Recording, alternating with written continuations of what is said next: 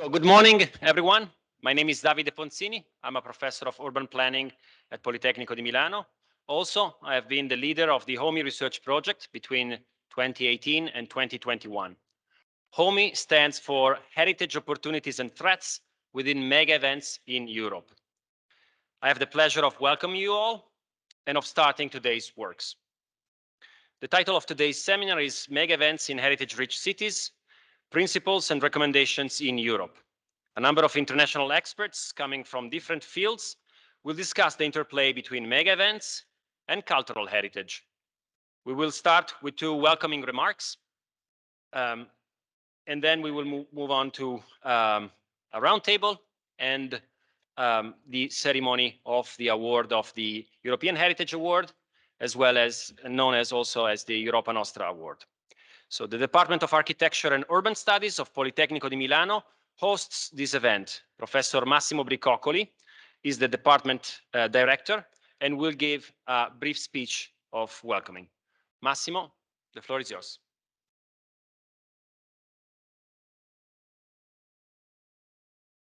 So good morning to everybody. I'm very glad to welcome you to Politecnico di Milano and more specifically to the Department of Architecture and Urban Studies, which is quite a large department hosting a variety of disciplines and many scholars with different backgrounds. And today I am very glad that we are here also to celebrate the award of Europa Nostra. And so it's an award, but I also see it as a result of a very intensive work that was led by Davide Ponzini at our department, and that has involved different partners and different colleagues. I'm glad that they are all here and contributing to the discussion. I think this research project, HOMEE, it's witnessing one of our attitudes in our department to develop research which is relevant in terms of academic research, which can contribute to the academic debate. It's published on journals and books, but it's also what we could call usable knowledge. So research which is also supporting the design of policies, the design of interventions, which is supporting local governments. I'm glad to know that who will be responsible for the European Capital of Culture next year in Greece is here. And so these are terrains where we can all learn from what has been analyzed of the recent past. So somehow there are legacies of big events, of large events, but there is also legacy of research, which is relevant to build up on the results, on outcomes of research, and develop a new concept to deal with issues which I would say they are also controversial, because if you bring together large events and heritage, of course, it's not all easy. There may be conflicts, there may be controversies, and it's very relevant to take care of the different interests which are at stake. In Italy, of course, heritage is a major issue in any town, in any city. It is a sensitive issue, as well as large events are. So we will be now facing the Milano Cortina Olympic Games, and that's a challenging terrain. So we are also glad to collaborate as a department, as a university, with the institutions which will be leading these projects and these processes of mutual adjustments, of negotiations, which are really relevant to bring the success of an event and the care for the heritage.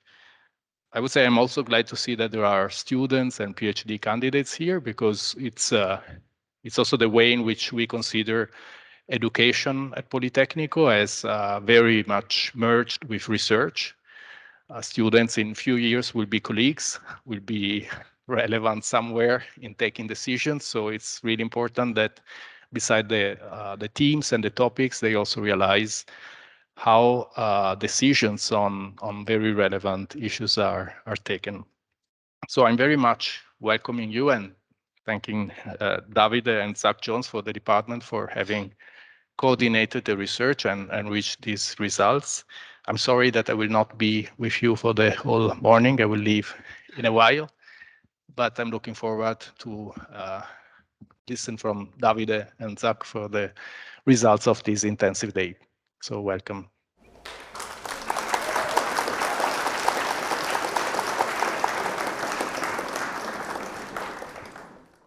Thank you, Massimo. Thank you. Thank you very much.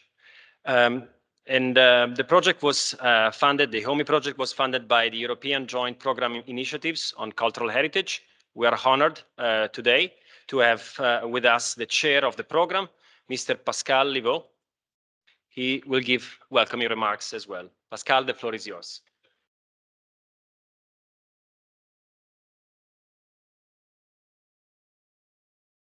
I'm not so tall.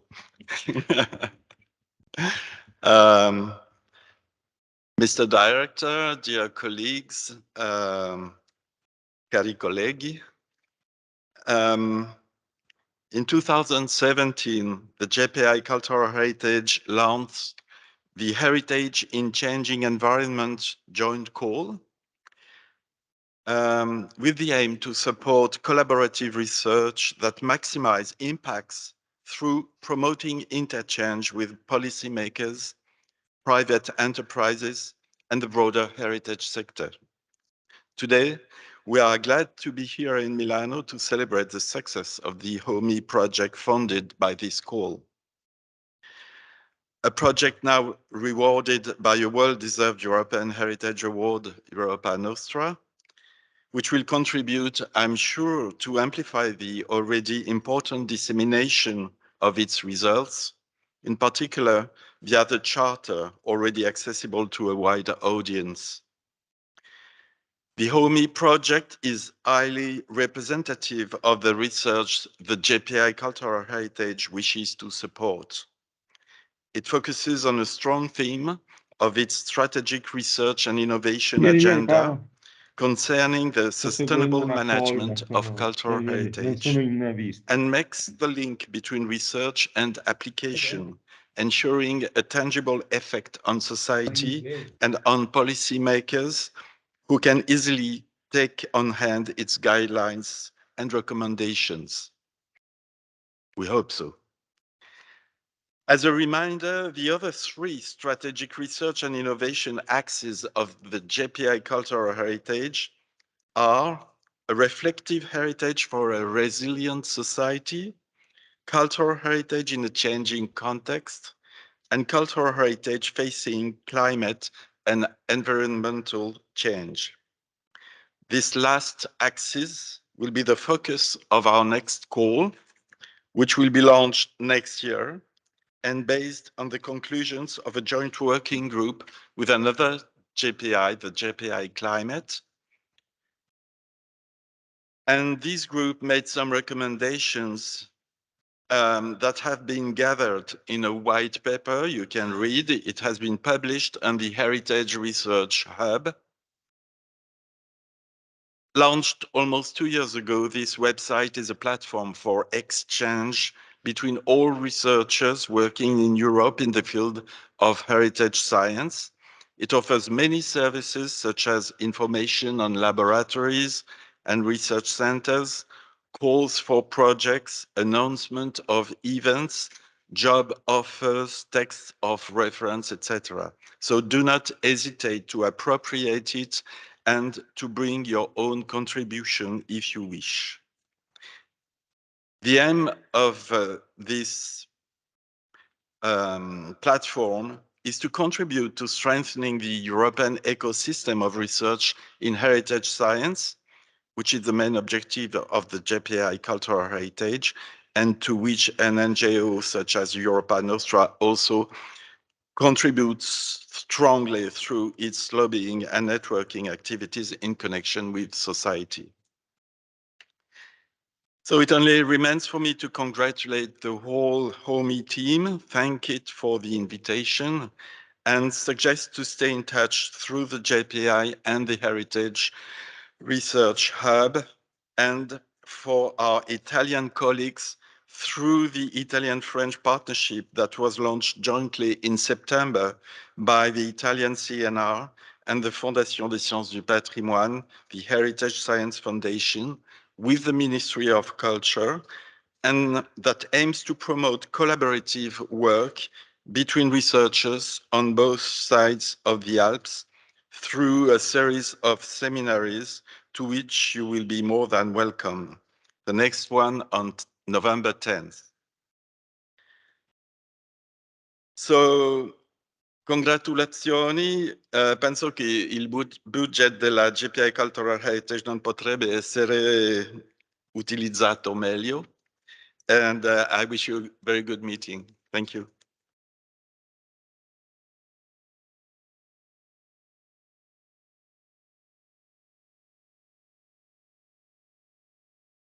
Thank you, Pascal. Merci, merci bien.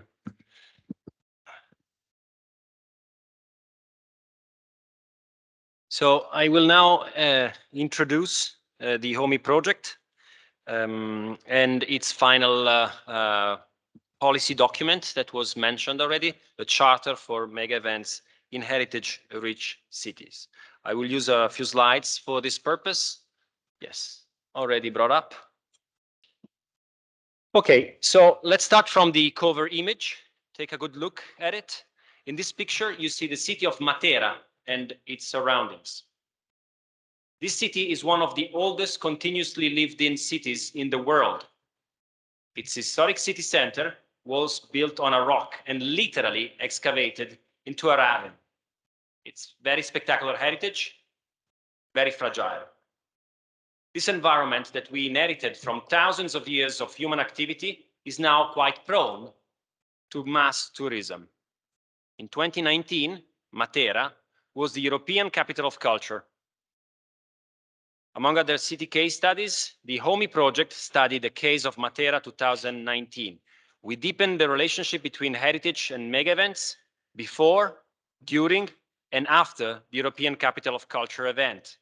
We studied its context, we interacted with local actors, we held a living lab there, we contributed to the public debate, we derived evidence, and learned a lot from practice. We now know a bit about this. There is a report about it, but we want to share this with the future heritage cities that will deal with a mega event like this. And this is just one of the examples that I could have used for explaining the kind of work we have been doing with the HOMEE project. And as I mentioned, I will now introduce a bit in further detail the project as well as the charter.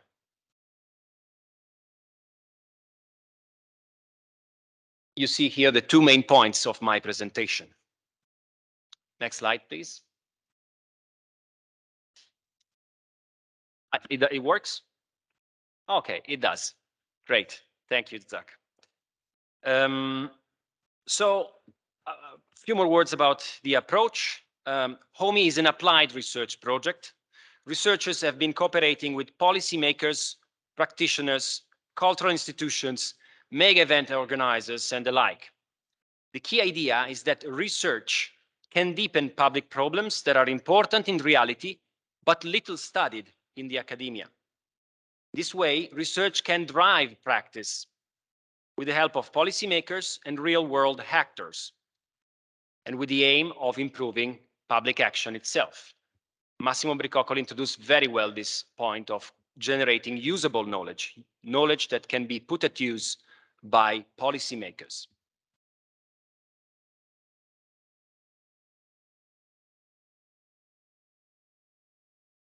So the goal of the projects are here listed. Our research project had three main objectives. First, to identify the main blind spots in our current understanding of the relationship between cultural heritage and mega events. Second, we seek to better understand how existing mega event policies deal with the threats and opportunities for heritage. And of course, we expanded the idea of heritage, both tangible and intangible heritage. Third, the research provided policy recommendations to different decision makers and actors regarding mega events in heritage-rich cities. As you see, the HOMEE project is a complex research team. 4 research members, centers in Europe have been involved. Politecnico di Milano at this department, the University of Hull in the UK, Neapolis University Paphos in Cyprus and the International Culture Center in Krakow. I'm very glad that every institution but one, unfortunately for emergency reasons, all the institutions are here at the table today.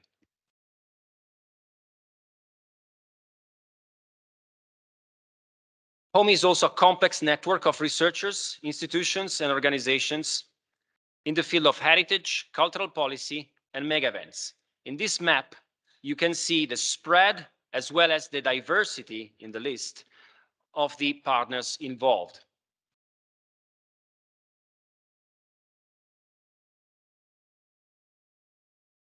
This timeline shows how the research project unfolded. In 2018, we started with a literature review. In 2019, we deepened 5 case studies of past events, mega events in heritage-rich cities that are Genova 2004, European Capital of Culture, Milan 2015 Expo, Wrocław 2016 European Capital of Culture, Paphos 2017 European Capital of Culture, and finally, Hull 2017 UK City of Culture. Also, we observed one additional case, the Matera 2019 European Capital of Culture, as it unfolded. I already mentioned a bit about this. I will tell more about the case studies in a few minutes. Within this work, we collaborated closely with our many associate partners who have helped us better understand the complexity of these issues in each case. We carried out a series of interviews, focus groups, roundtables, as well as the Living Lab in Matera in June 2019. In 2020, we held a number of workshops and validation sessions with international experts. In 2021, we finalized the charter and we started the dissemination phase that continues as of today. We had smaller spin-off research projects and initiatives, including one with the City of Milan and the Triennale of Milan, and we are also working on other projects to nurture the legacy of the HOMEE Research Project.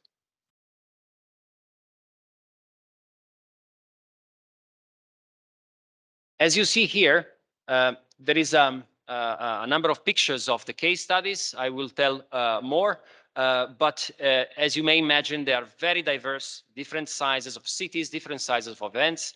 And so we had the challenge of understanding how Europe deals as a diverse set of cities and region, how it deals with its cultural heritage as well as with mega events.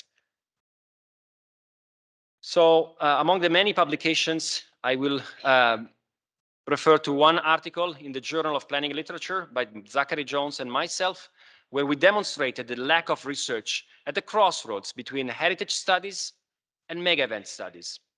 One edited book presented the 5 case studies in depth, and one special issue in the European Planning Studies Journal discusses the same questions. The title is Cultural Mega Events and Heritage, Challenges for European Cities. I am the guest editor of this special issue, and many of the homies contributed with one paper to this special issue. You will find some of the publications on that table during the coffee break.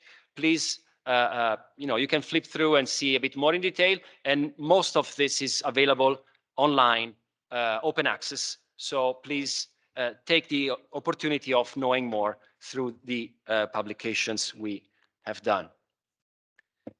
We corroborated what we have found and published in the international academic community in several seminars and conferences across Europe. These findings were used to build solid and evidence-based propositions. These propositions were then validated through sessions with dozens of practitioners and decision makers at all levels, from the international level, the EU level, to the local level, coming from the heritage, mega event, and cultural policy fields. You can see here one of the online sessions we held. Of course, consider the COVID impaired dramatically our ability of meeting in person during the 2 of the 3 years of the project. Finally, we synthesized this all into a user-friendly document responding to the following question actually. How can cities rich in culture host mega events without putting their own heritage at risk? The Charter gives concrete answers along 4 themes, 13 principles, and 51 recommendations. Concrete case studies are included in the snapshot section to provide real-world policy references, show best practices, as well as pitfalls. The Charter is also available online. Please download it. You will find these examples and further details in it. So I will simply go through the main themes and then give a hint of what's in the Charter. So the Charter for Mega Events in Heritage-Rich Cities is articulated along 4 themes: context matters, planning legacies, inclusive governance, and finally, communities and identities. For each theme, we provided 3 to 4 recommendations that are represented by the icons you see in different colors. For example, the first is considered thoroughly if and how to bid based on the characteristics of the local context, if and how questions are crucial for cities to decide whether to bid or not. This is just one example of the 13 principles of the Charter. I will now give some more examples of the evidence that we used and we derived from following the 4 themes. So if we can go back. Context matters. Space, first of all. We understood that the local features are key to mega events. Starting in the bidding phase, the Hull UK City of Culture promoters offered fresh accounts of the city's story in alternative heritage spaces. This approach presented the city's heritage in an innovative way. It started important projects regarding the maritime heritage of the city of Hull and important regeneration processes there. Time. A long-term framework is key to positive event legacy. In the case of Genova 2004 European Capital of Culture, a wide strategic approach integrated the events project's delivery with other plans and projects, including heritage and cultural projects over 2 decades. We understood that a shared and long-term vision for the city can drive both mega event planning and heritage policies. Indeed, after the European Capital of Culture of 2004, Genoa Historic City Centre was listed as World Heritage by UNESCO. Third theme, inclusive governance. In the case of Wrocław, the 2016 European Capital of Culture planned new events within the framework of a long-standing cultural and infrastructural projects. In this way, it served as a step in building the capacity to integrate disparate policies as well as disparate social groups. And finally, communities and identities. The Paphos 2017 European Capital of Culture plan proposed new uses for public spaces and dissonant heritage sites, reintroducing them to the city. Before the event, these sites were virtually unknown to many residents. Despite their central location, they were indeed discovered by many citizens. The mega event and the urban transformation that derived from it had a strong impact on those places. They helped reframing and discussing the memory, the loss, the coexistence of different, sometimes conflicting ethnic groups. Think of the Turkish Cypriot population in particular. You can find more examples, more in-depth explanations in the Charter. So I invite you to download it and use it for your studies and your research as well as practice. Here we have practitioners as well. I see here Pascal's hope is already came through the endorsements and some of the organizations actually using the policy product. You see here a first list of endorsers, several local, national and international institutions and organizations indeed endorse the Charter.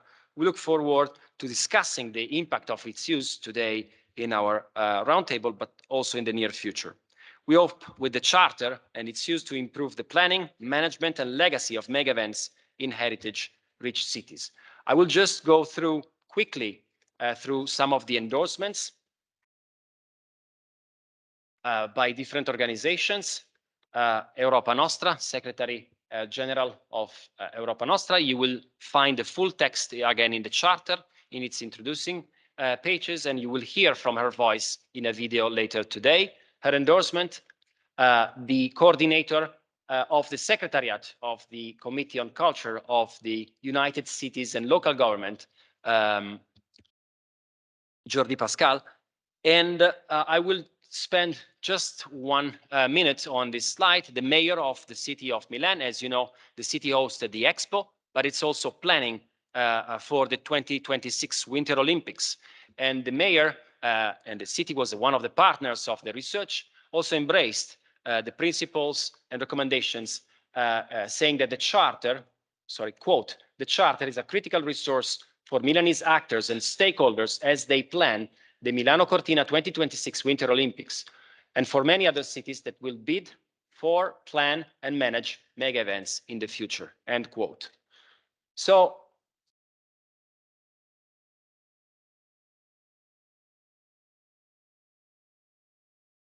we now come also to the reason for today's meeting. I must say that I'm honored and humbled to receive this award on behalf of the HOMEE researchers. Later today, we will host the ceremony of the award with representatives of the European Commission and of Europa Nostra. And I think as an introduction, and this, I hope, provided all the elements to follow the next phase of today's work, which is, in fact, a roundtable. Thank you for your attention. And I will now turn to Joanna Saneta Zeliga as the chair of the roundtable. Thank you. Good morning, everybody. I'm very happy to be again here in Milan.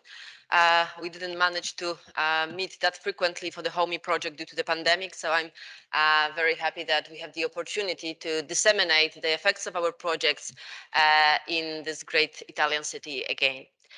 I'm really happy that we have great panelists with us today and very, very relevant to the charter itself.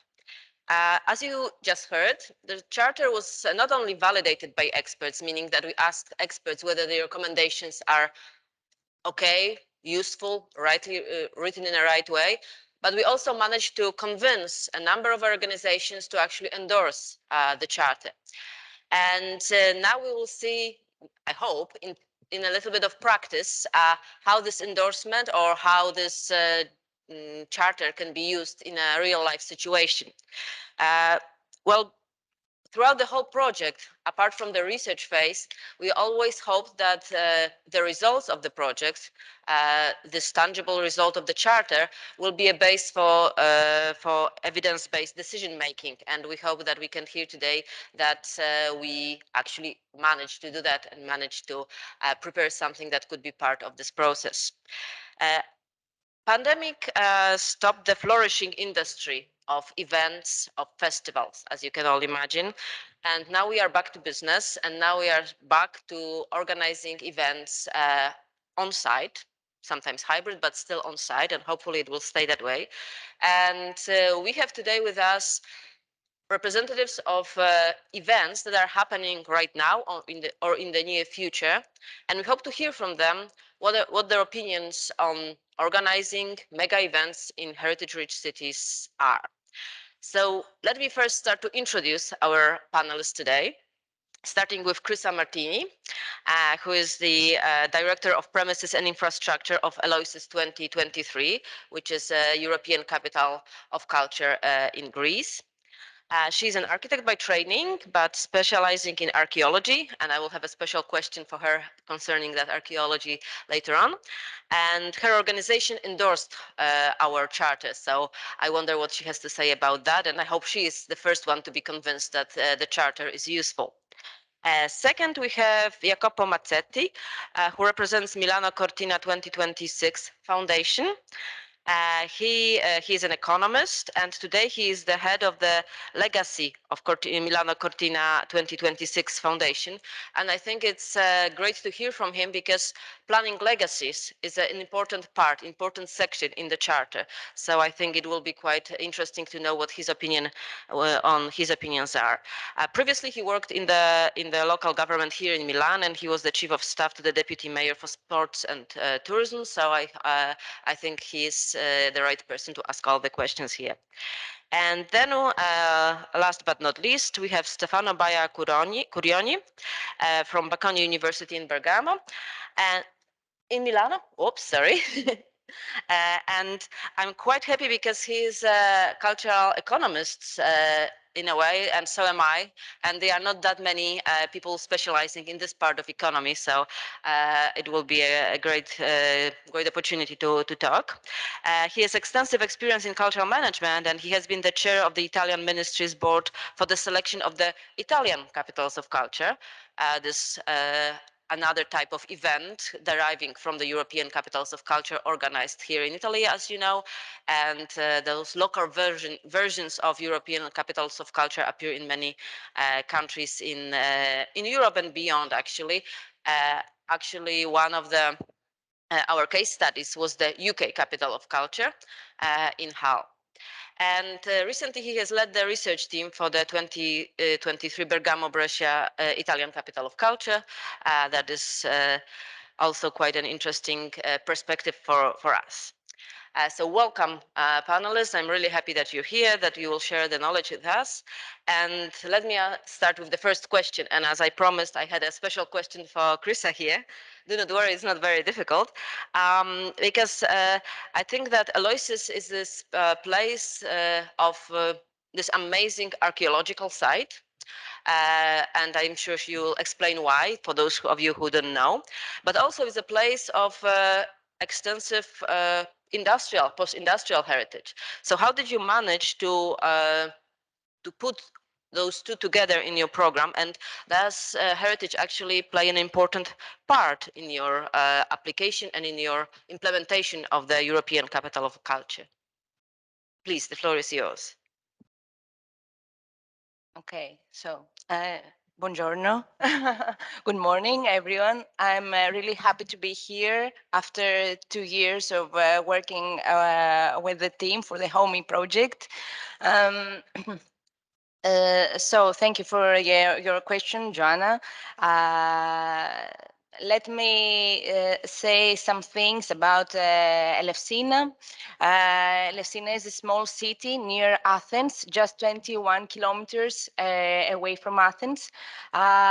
Is mainly an industrial city, but it has a very important archaeological site because Elefsina used to be one of the 5 most sacred cities in the ancient world. Elefsina is also a main industrial city, which has also a lot of refugees from all around Greece and Minor Asia.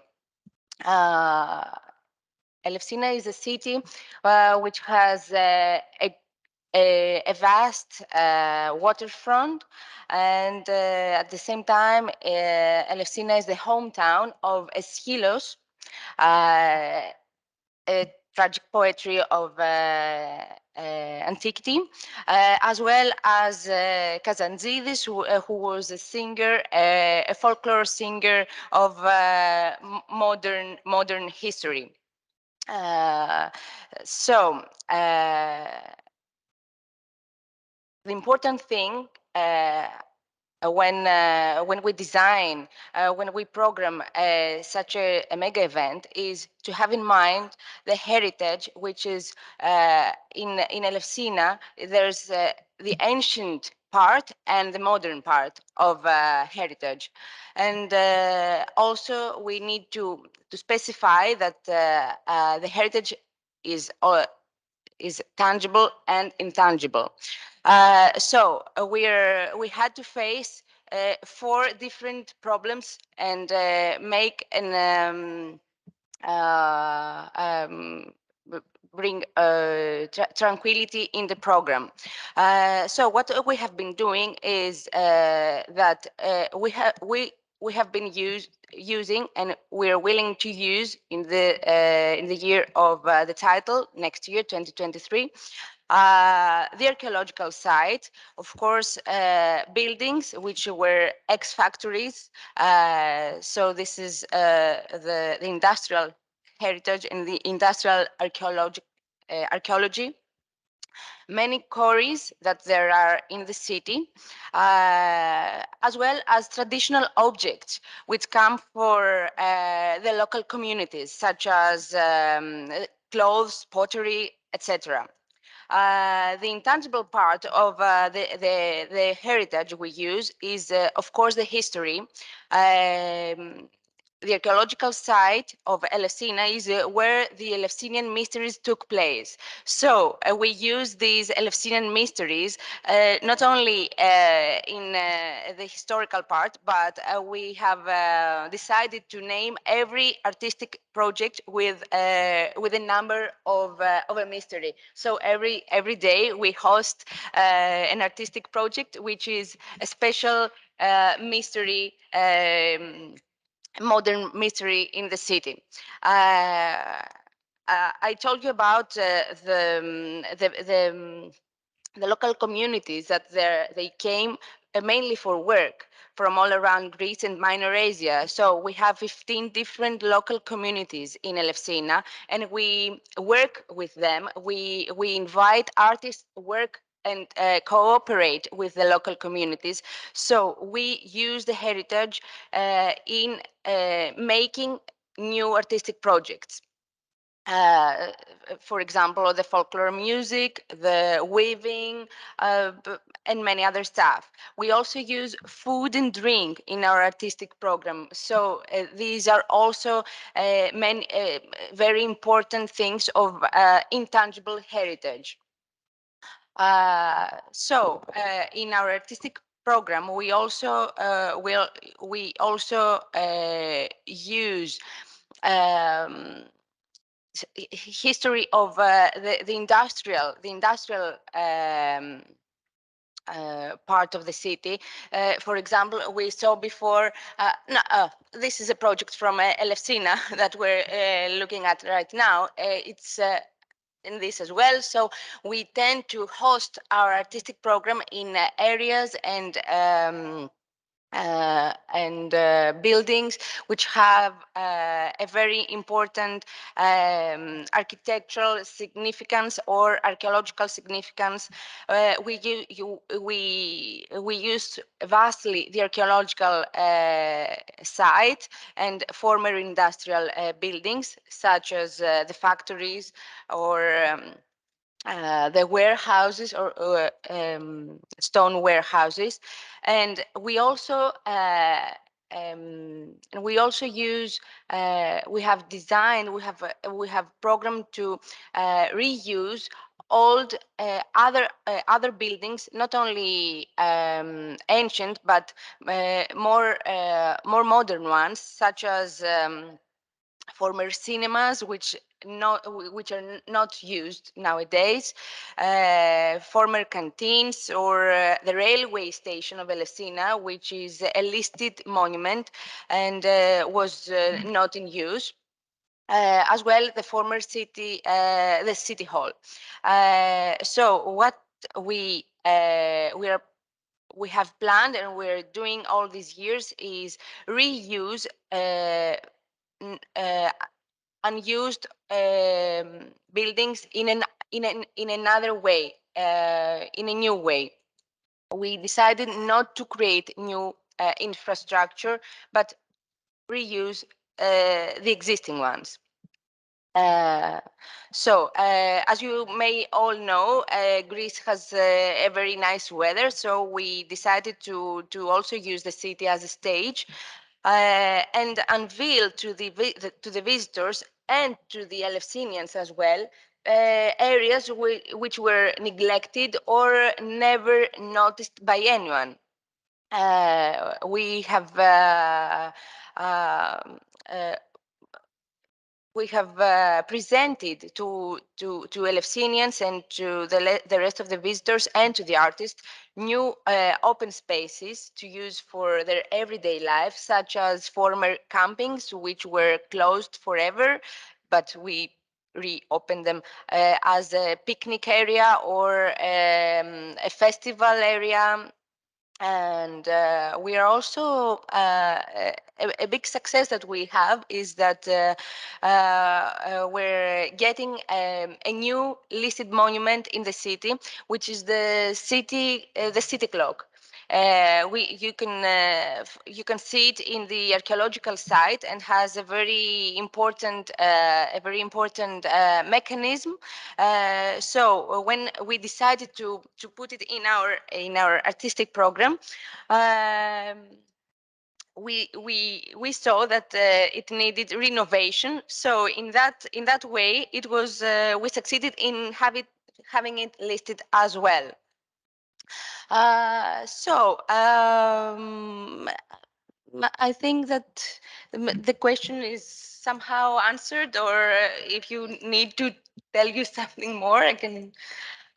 No, I think you answered perfectly, because Elefsina, and I was there this year for a brief moment. It's a very interesting combination of the antiquity, industrial age, and contemporary times.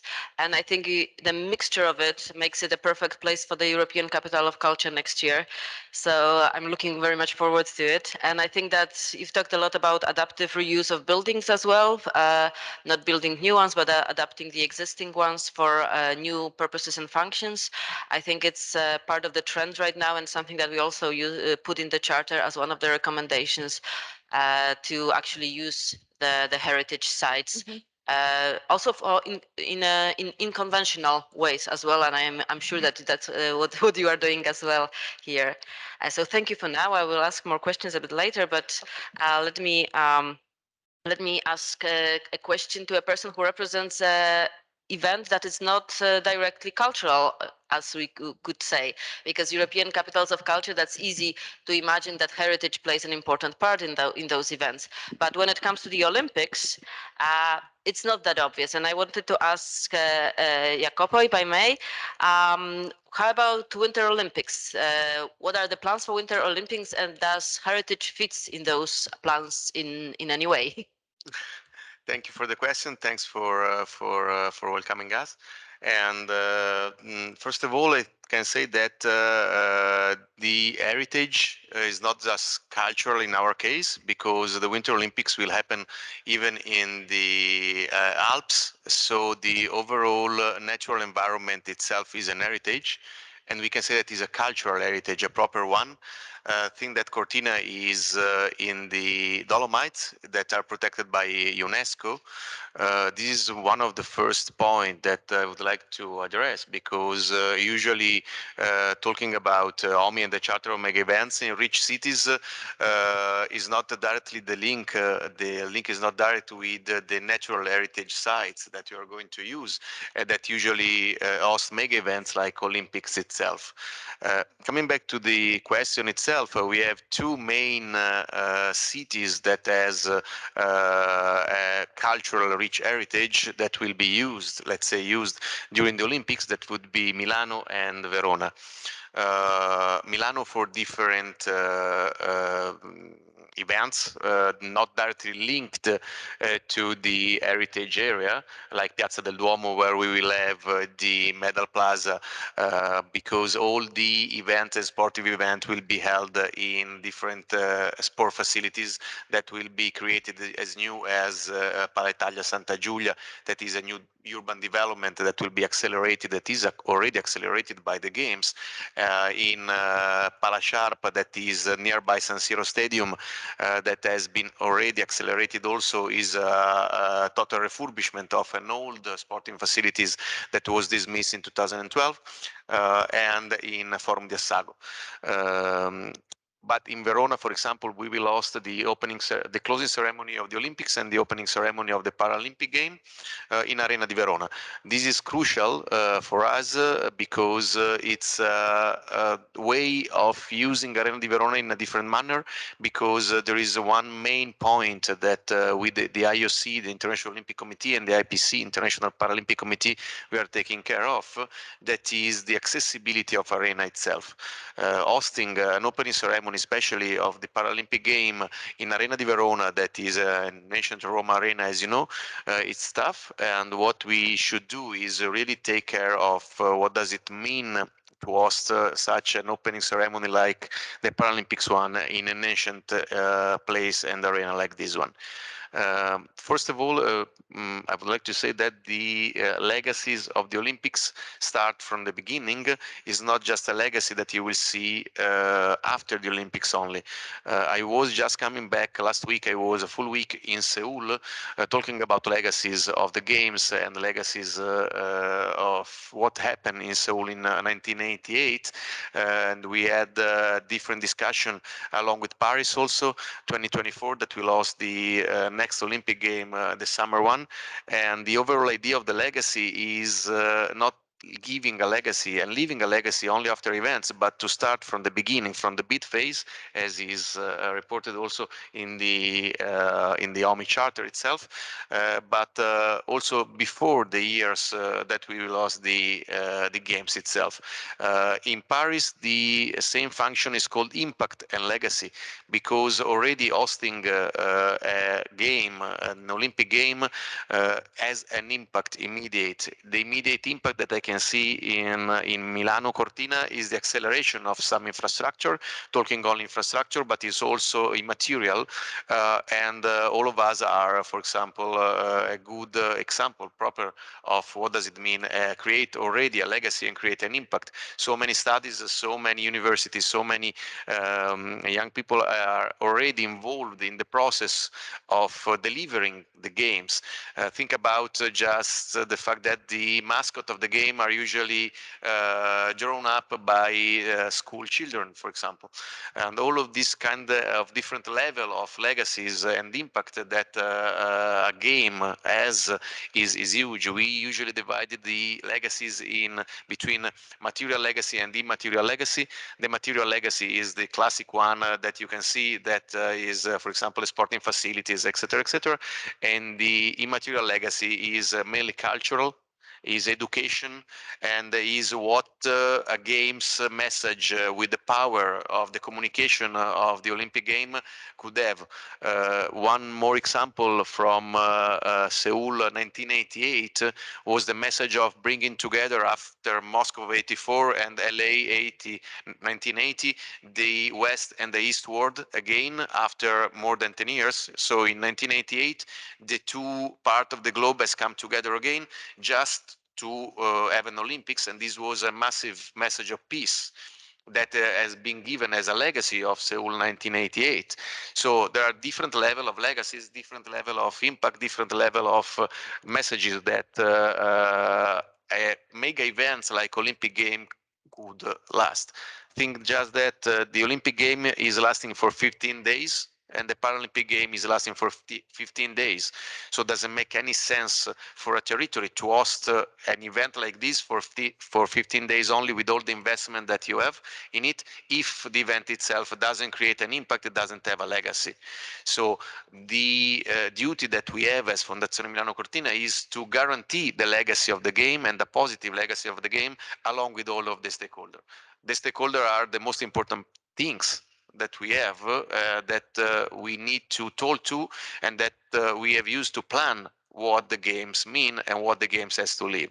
So there are different levels that could be discussed, or anyway, if someone want to have a deep dive in each of different kind of legacies that games can give, and that's all for now. Thank you very much, and I'm very happy to hear from at least one representative of a mega event that legacy is so important, because we don't often hear that in the media. People often focus on immediate results or the prestige and branding and not thinking far into the future with mega events. So I'm really happy that we heard something positive in that aspect today. And also thank you for reminding us that natural heritage is also part of our human heritage here, which seems to be sometimes overlooked in the discussion about heritage. So definitely that is to be taken into account also in our charter interpretations.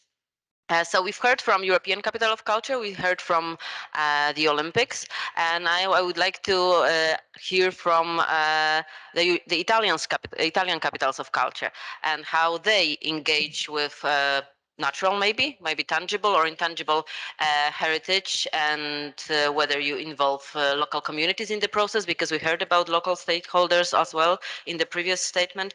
So Stefano, the floor is yours. What's your opinion on that? Thank you.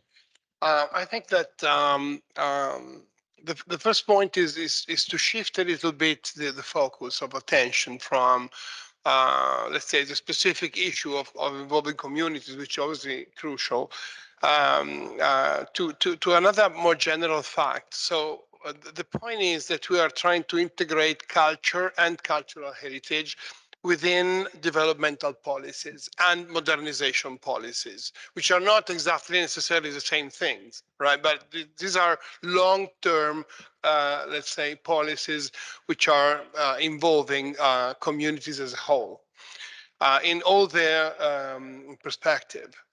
So here, this is apparently obvious. So when we are developing a mega event or such a policy, it is obvious that it should be integrated with a wider modernization policy, but it is not really the case. We have enemies, we have problems, we have issues there, and I would like to focus very briefly on this issue at the beginning of my presentation. The first is that we need to understand that in average, the local administration perceive culture as a superstructural element. It's a nice to have. We need to do a lot of things before. We need to have a hospital, we need to have streets, we need to have good facilities for the school, we need to have a lot of things which are coming before we are thinking about cultural policies. And this is a mistake in a sense, because obviously we need to make the opposite way around. I mean, we need to start from cultural policy as a structural element of the developmental policy. But here we have another issue, which is normally culture is perceived as a very in a very reductive way, as a tool for increasing the demand in a specific place. So why we are developing a cultural policy? Because we need to have a nice exhibition that brings a lot of people. We have events bringing people, and the greediness of public administration about the number of people that are coming. Because if they are able to demonstrate, and this is understandable, obviously, that they are bringing, I don't know, 100,000 people more than the previous administration, they are better. And this can be something that can be measured, because you have this mythology of the economic impact of things, which is a clear mythology. Here I raise this issue. I don't believe in average in the economic impact based on the Leontief matrix, but this is another story.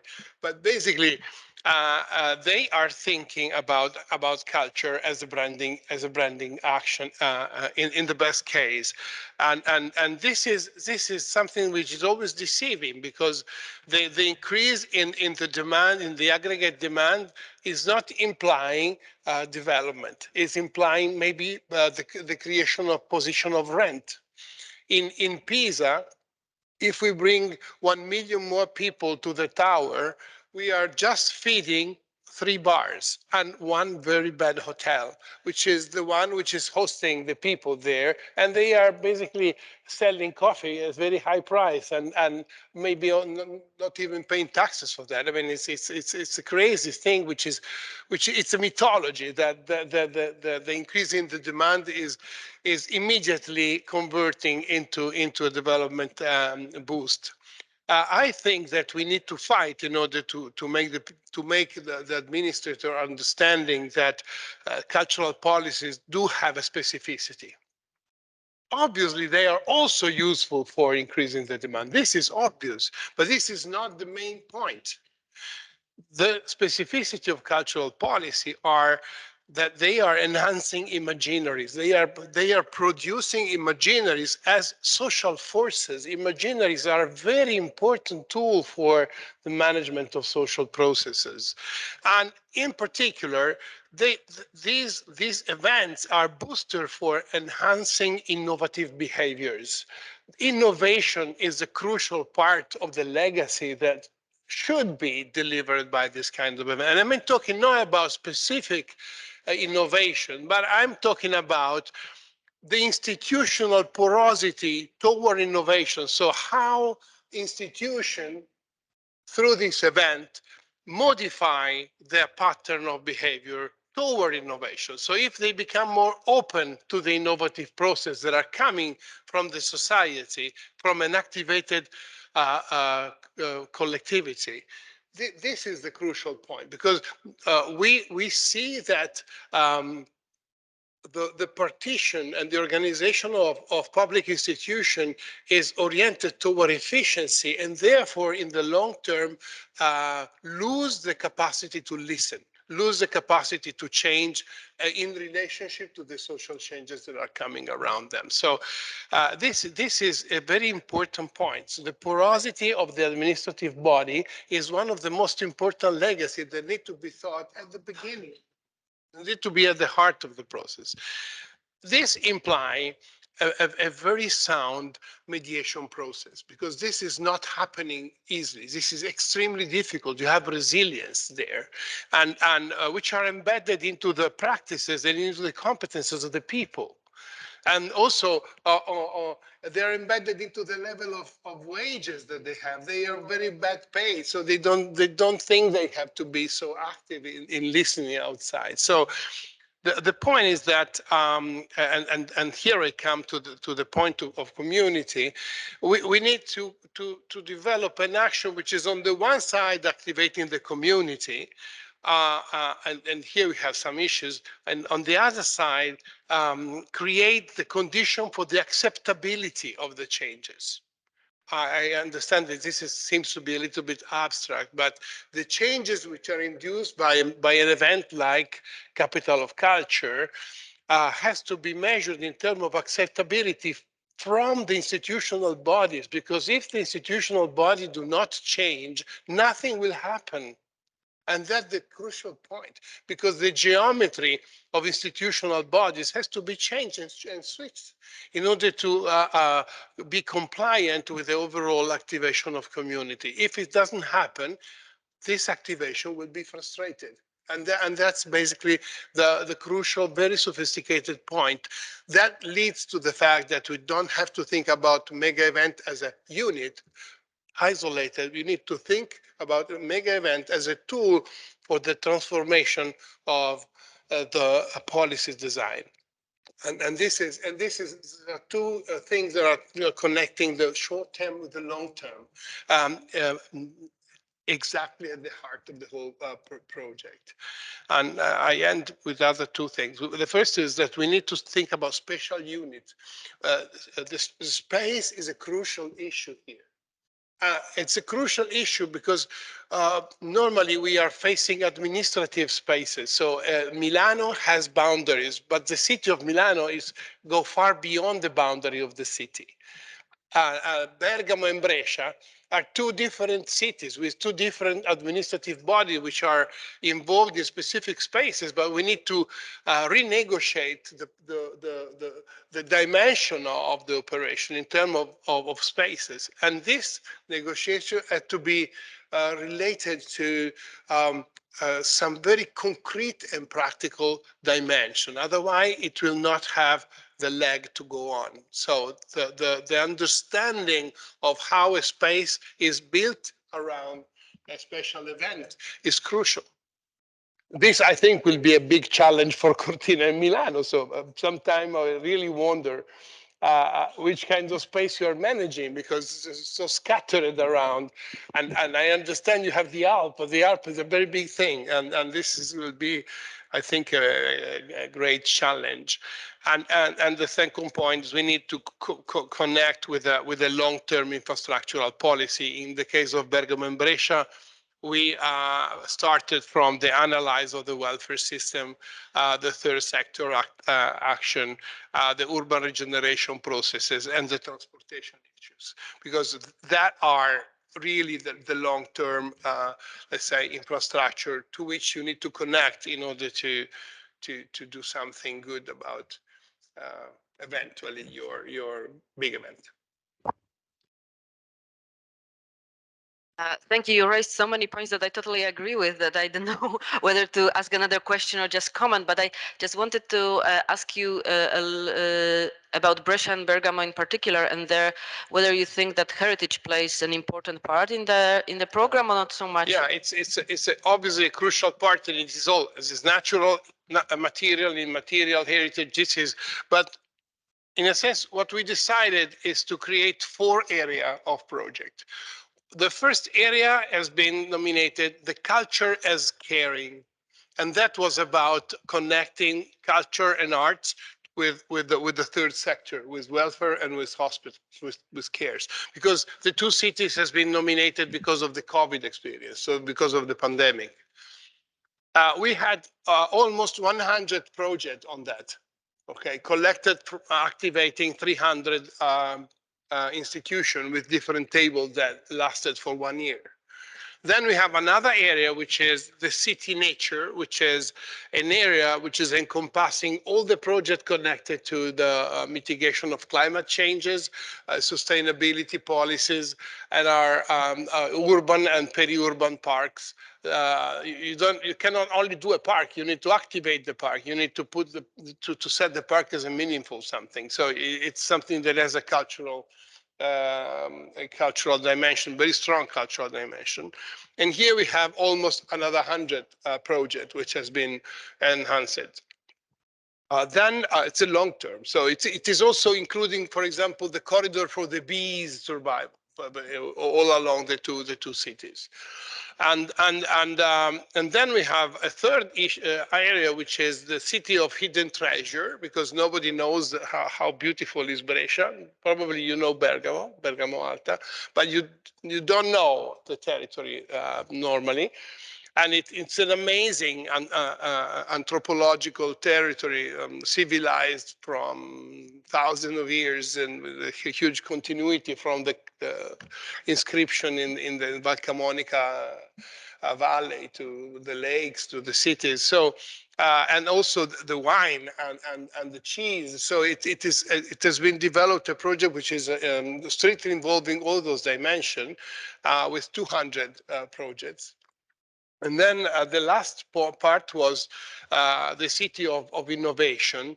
Bergamo and Brescia do possess the most important manufacture cluster of Europe. It is more or less like the Ruhr in Germany. And nobody knows that. And, you know, Luna Rossa has been designed and produced in Bergamo, and nobody knows this, right? So it's an incredible heritage of competences and industrial culture that need to be put into the Capital of Culture project, and also involving the connection between the private funds and the public funds. So we have 80 projects there, which are involving also the creation of innovative hubs for innovation. Chilometro Rosso is one that you obviously know, but there will be another 2 of them. So huge impact on the regeneration of the cities.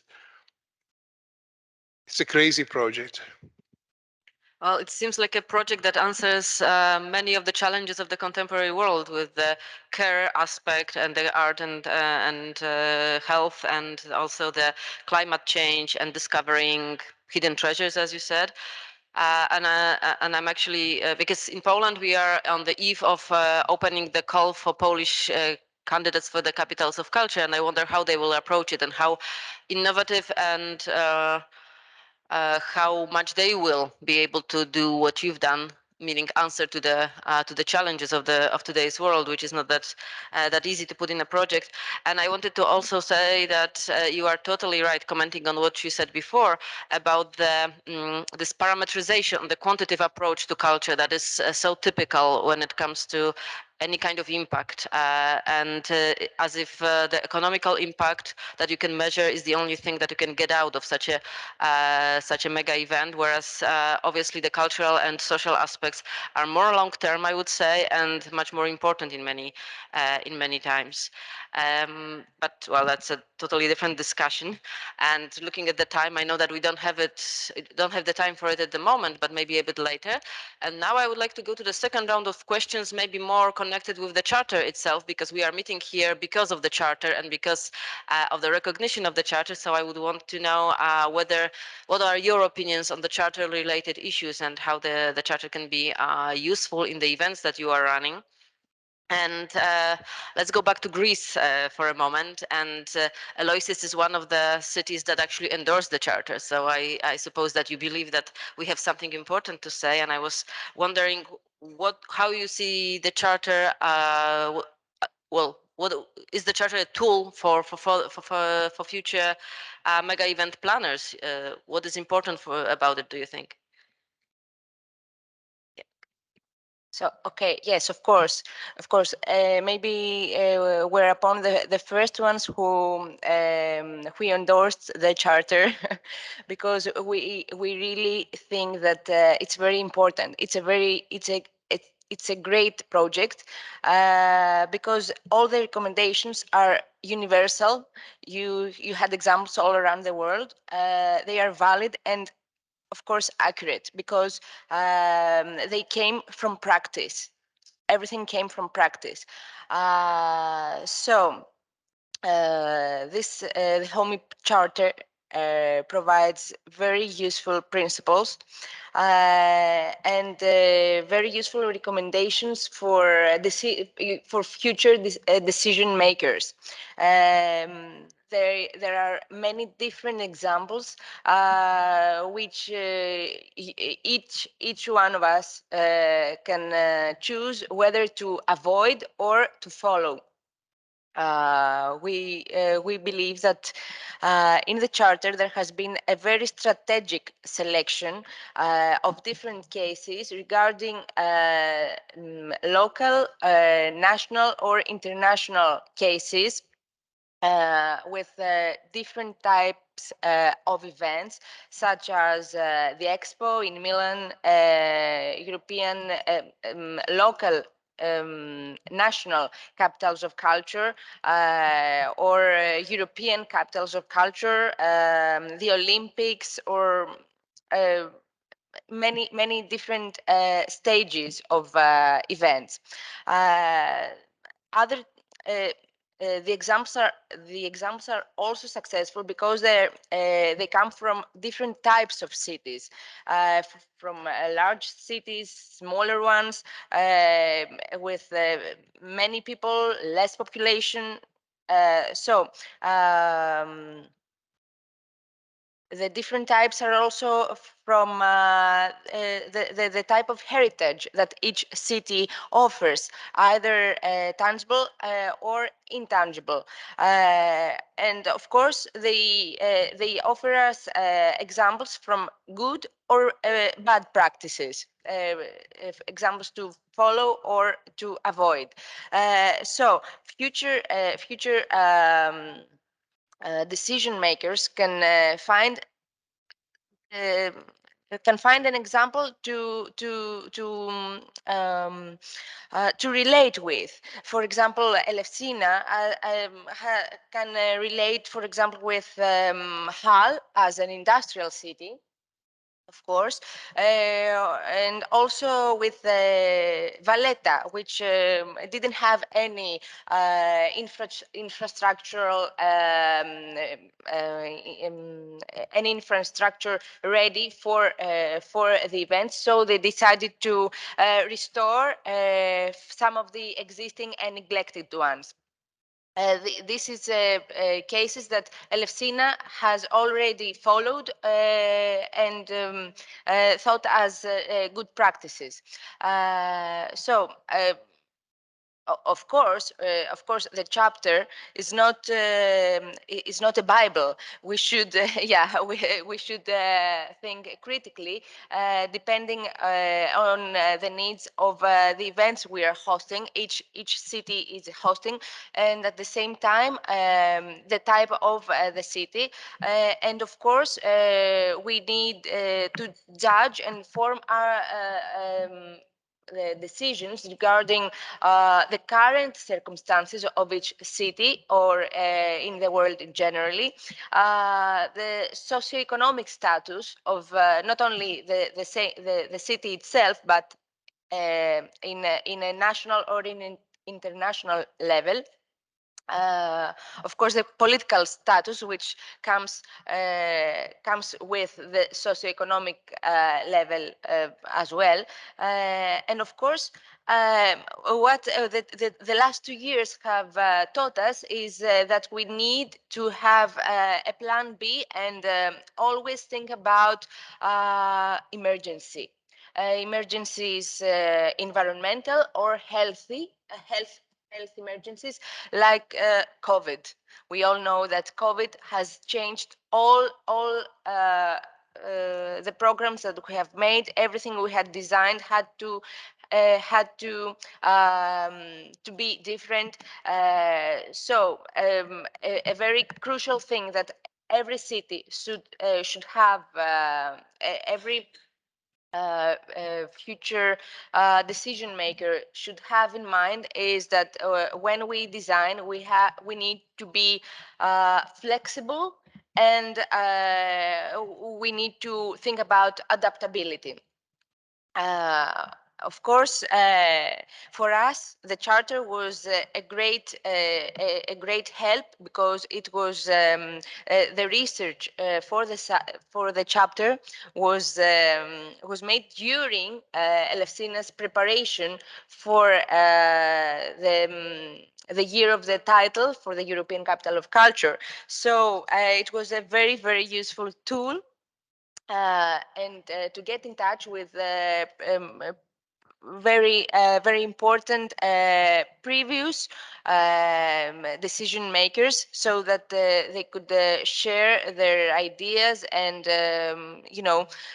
give us examples. And when we had something to ask, they gave us a lot of very important advice. Saying what went wrong or what went good in their own examples. So we would be happy to be an example for any future cities, future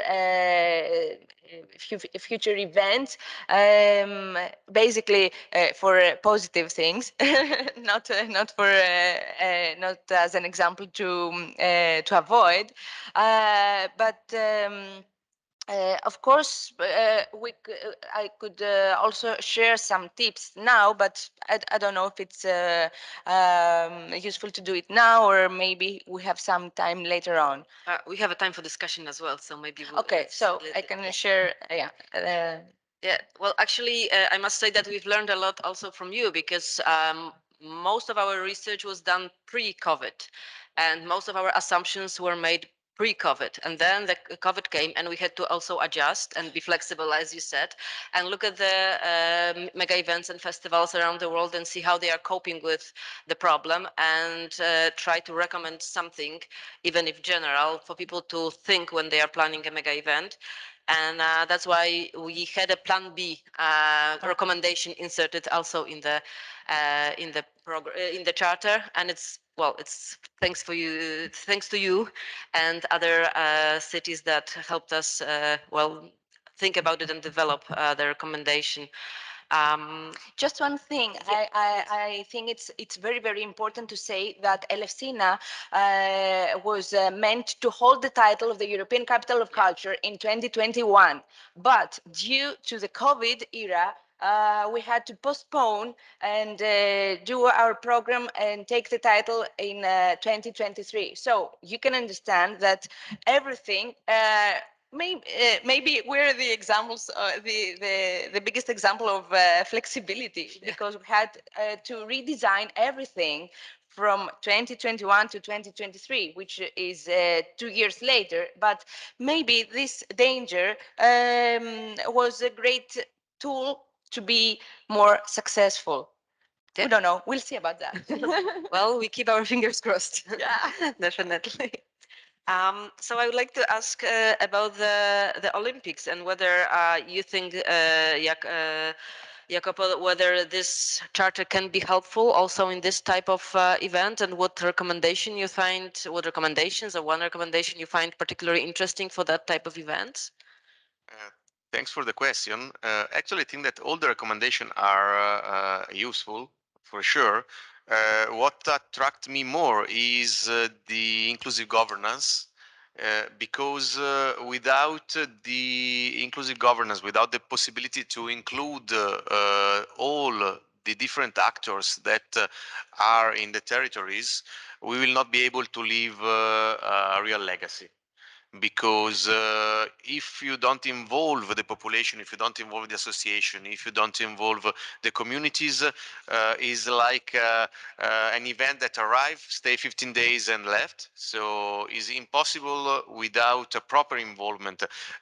From the beginning, when we have structured the sustainability and legacy strategy of Fondazione Milano Cortina, we have put this transversal pillar that is also an enabler of all of the other pillars that we have, on which we have based our strategy, that is inclusion and involvement. So the inclusion and involvement is the key in our vision to leave a long-lasting legacy and to create a proper impact, material and immaterial, in the territories. Also material, because if you don't talk with population, if you don't have an inclusive approach on which you bring the new infrastructure, the infrastructure will be accepted from the population itself. And I would like to stress these things because from last year, the IOC has modified his motto that was higher, faster, and stronger. That is the IOC motto. They have added one word that is together. Together is fundamentally is the new mantra, is the new way of vision of the Olympics itself, to have a positive impact on the territories. From Agenda 2020, so there was a big revolution that the International Olympic Committee has faced from 2015. That means that the Olympic game has to adapt to the territories and not vice versa, as it was. This because if the Olympics is welcoming in territories, has to be discussed with the territories, and along with the territories, which effect the Olympics and the Paralympics should have bring to these territories. If you don't eat together, you will not be able to. So all are important, but I think that the inclusive governance itself is more peculiar in the case of the Olympic Games. I think it's very difficult in those events that are traveling events around the world, and different cities host the same basically event every couple of years. It is the same thing with European Capital of Culture as well, because from the beginning, in the beginning, it was just festivals organized in a city, and a long development process led to what it is today, a tool to actually modernize and develop a city. And I think that, well, inclusiveness and thinking about it beforehand and thinking about involvement before an event, it's the key to success, because many a time there were, and I analyzed, sorry, a lot of, especially European capitals of culture, but if you start to think about legacy and involvement of people during the event, or sometimes in the end of the event, nothing will happen. I mean, you have to have a plan beforehand to actually make it happen. And that's the only way, the inclusiveness, as you said, I think, that will make a large impact on a territory where this traveling event comes. And this is linked with what Stefano was saying before about the innovation on the institutional body. because if you create the infrastructure, means the steering committee during the preparation of the game on different aspects, education, culture, sport infrastructure, etc., that could last at least after the events as a new way of acting in making decisions, making policies. So this is a key part. If you start from the beginning, you can also have an impact on the institutional body itself and in the way on the institution face this event. Well, if you want to change institutional bodies, you have to start really early because it's a long process and not always that successful. So it's a great challenge, I think, but necessary if you want to succeed, obviously.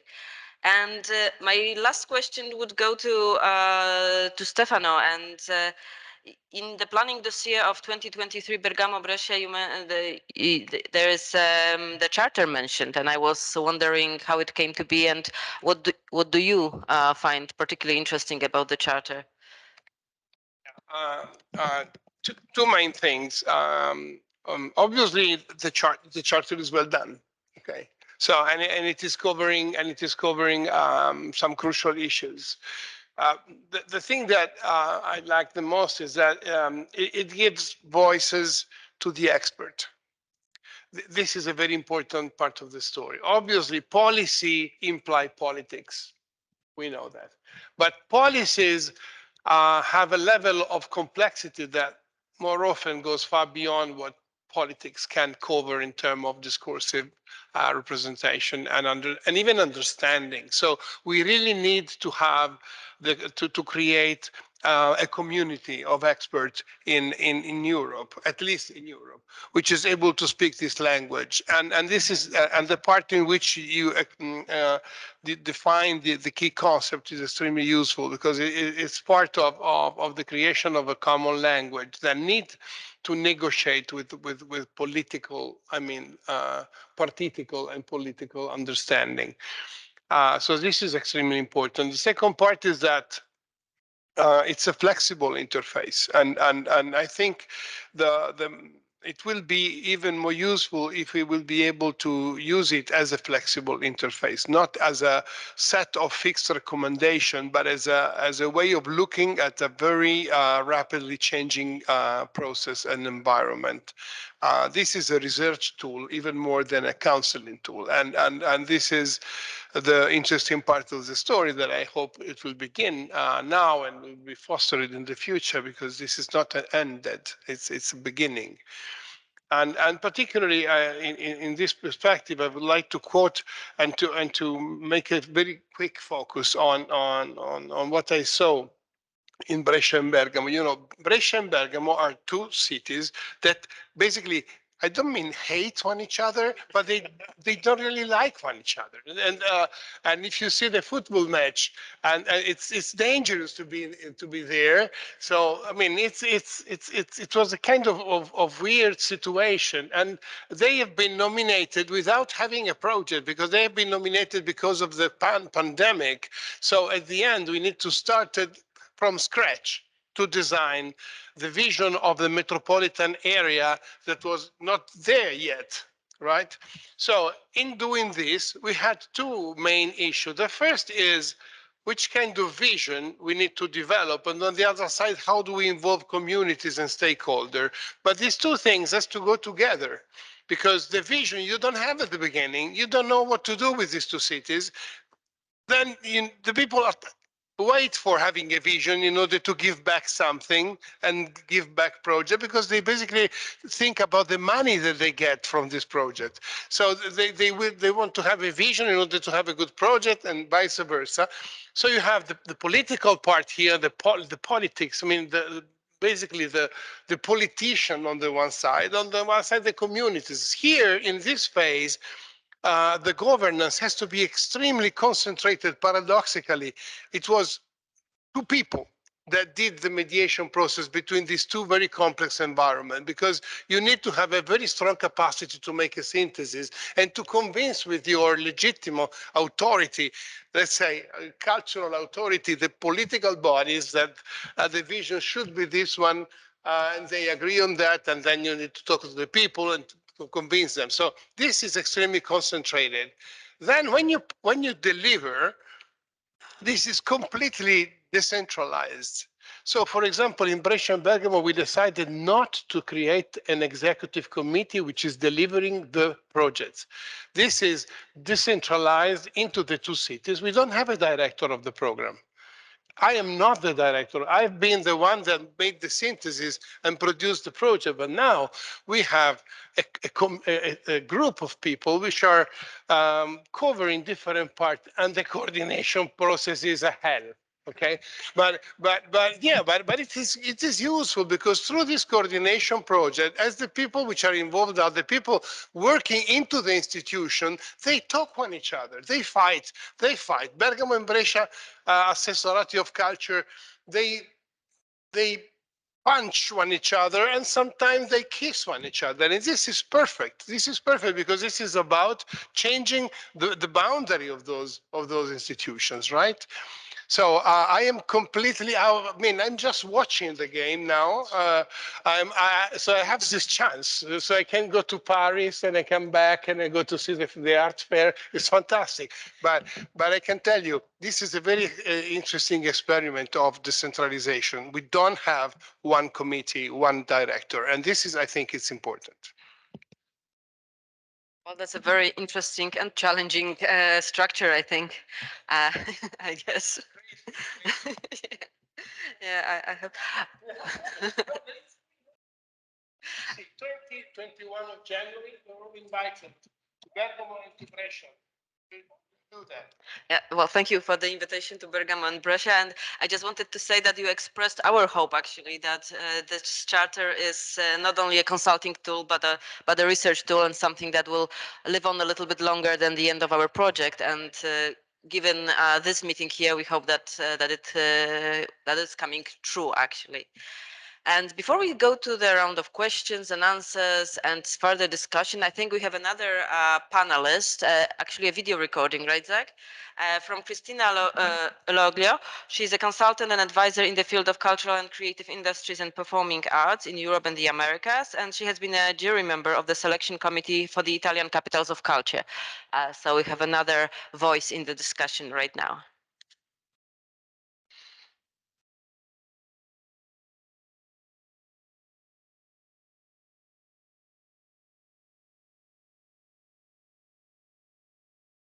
Okay, just give us some time to share the video with you. There we go.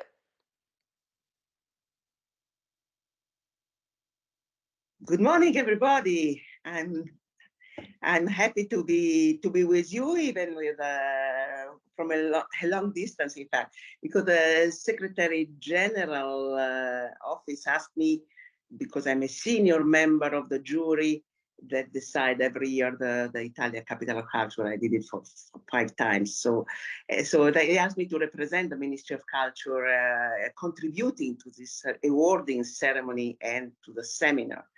And I do it with a great joy for multiple reasons. First of all, to congratulate the research results.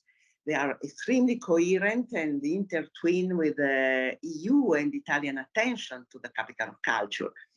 The Capital of Culture is an initiative that won the support of the local communities, something quite rare, and demonstrated in most of the cases a long-lasting positive effects. The Ministry of Culture asked la Fondazione Scuola del Patrimonio to develop a research which is close to be presented, to study the effect of the title on the winner cities and to accompany the shortlisted cities. And the European Commission on this side, as you know, since 2014, included the European panel of experts, the one in their cahier de charge, not only the selection of the new Capital of Culture, but even the preparation and the follow-up, which is permanently running. So you are part of a bigger movement, absolutely coherent and intertwined. This is the first reason. And let's move now to Europa Nostra. I'm a proud member of the board committee of Europa Nostra. The decision to create a research category in the most prominent European award for cultural heritage, co-organized with the European Commission, is a tangible effect of the culture mainstreaming, a transversal dimension of all the European policies, as stated, and they've been recently enshrined by the European Bauhaus, and they are in line with the European Year of Cultural Heritage results. You know that the financial effects given by the European Year of Cultural Heritage are really relevant, including the Horizon new line for cultural heritage and many other lines, including the ones affecting HOMEE, your research. And on the other side, Europa Nostra, you know, that focused every year on the 7 most endangered cities, the places that need a special attention, because Europa Nostra wants to point what should be saved, and does it with the reserve supported by the European Investment Bank. So it's another way to be on your side and to demonstrate how they say that there is a kind of mainstreaming nearby what HOMEE is doing. There is even a working group on cultural heritage and climate challenges. It is at work, and for the Italian Ministry of Culture is Erminia Sciacchitano taking care of this. And last but not least, my pleasure to meet with you today is because playing a different role, the president for 3 times of the Italian Capital of Culture, Stefano Baiacurioni, is with you. Now is the strategic head of the Bergamo Brescia 2023 planning, and Franco Bianchini, the one who gave scientific method and criteria to the setting of the European Capital of Culture. So for a long time, we, the small group of economists, sociologists, policymakers acting in the cultural field, we were perceived from the scientific community as a marginal group of dreamers. And now we are happy to share a larger attention. So this is a way to say hi to even to the Politecnico di Milano community and to the great partners of the other university. So the HOMEE action and the charter, combined with the reputation of Politecnico di Milano and the partners of the HOMEE research, is a great step forward. The endorsement from Europa Nostra, from the City of Milan, from the Union of Cities and Local Government, and from the Organization of the World Heritage Cities is relevant.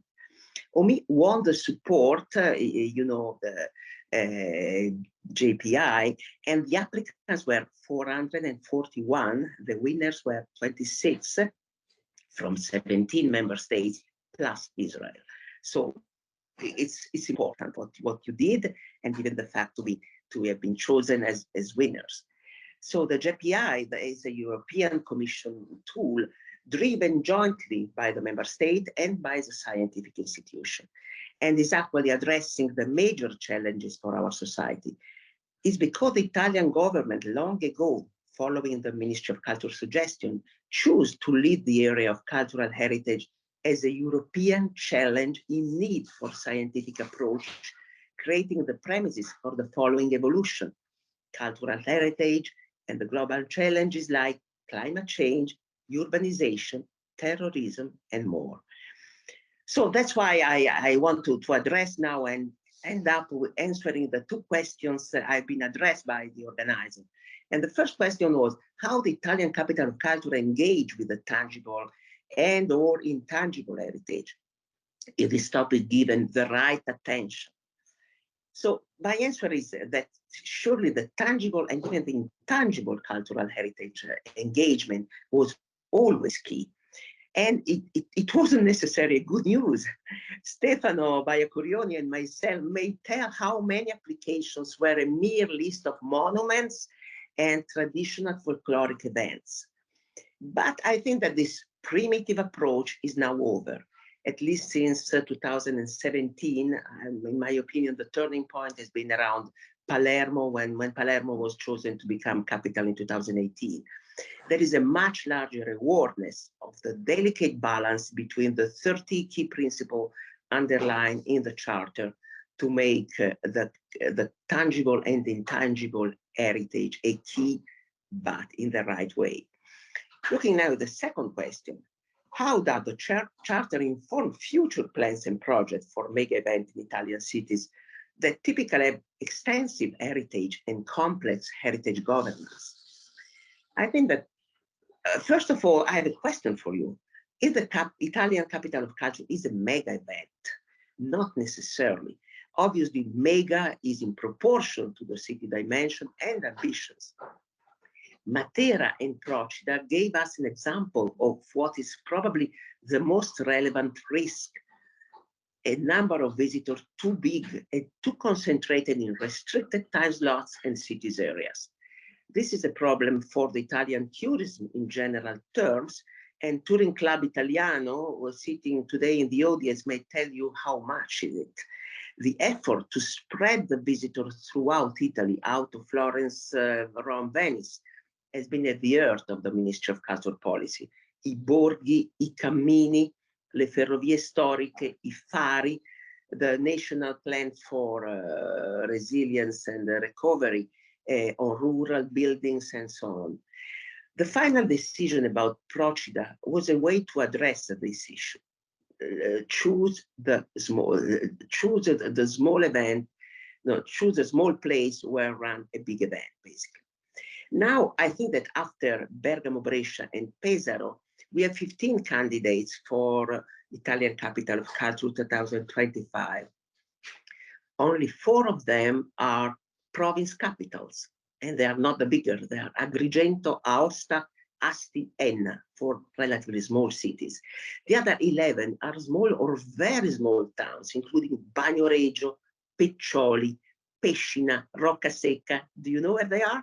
So they have the ambition now to become the Italian capital of culture. It means that the idea to host events, they are eventually too big for the small size, but not necessarily mega event.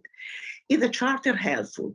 It is, because I think that the 13 key principles, and in particular the 4 themes you identified: context matters, planning legacies, inclusive governance, and communities' identities, are exactly the subject to be addressed.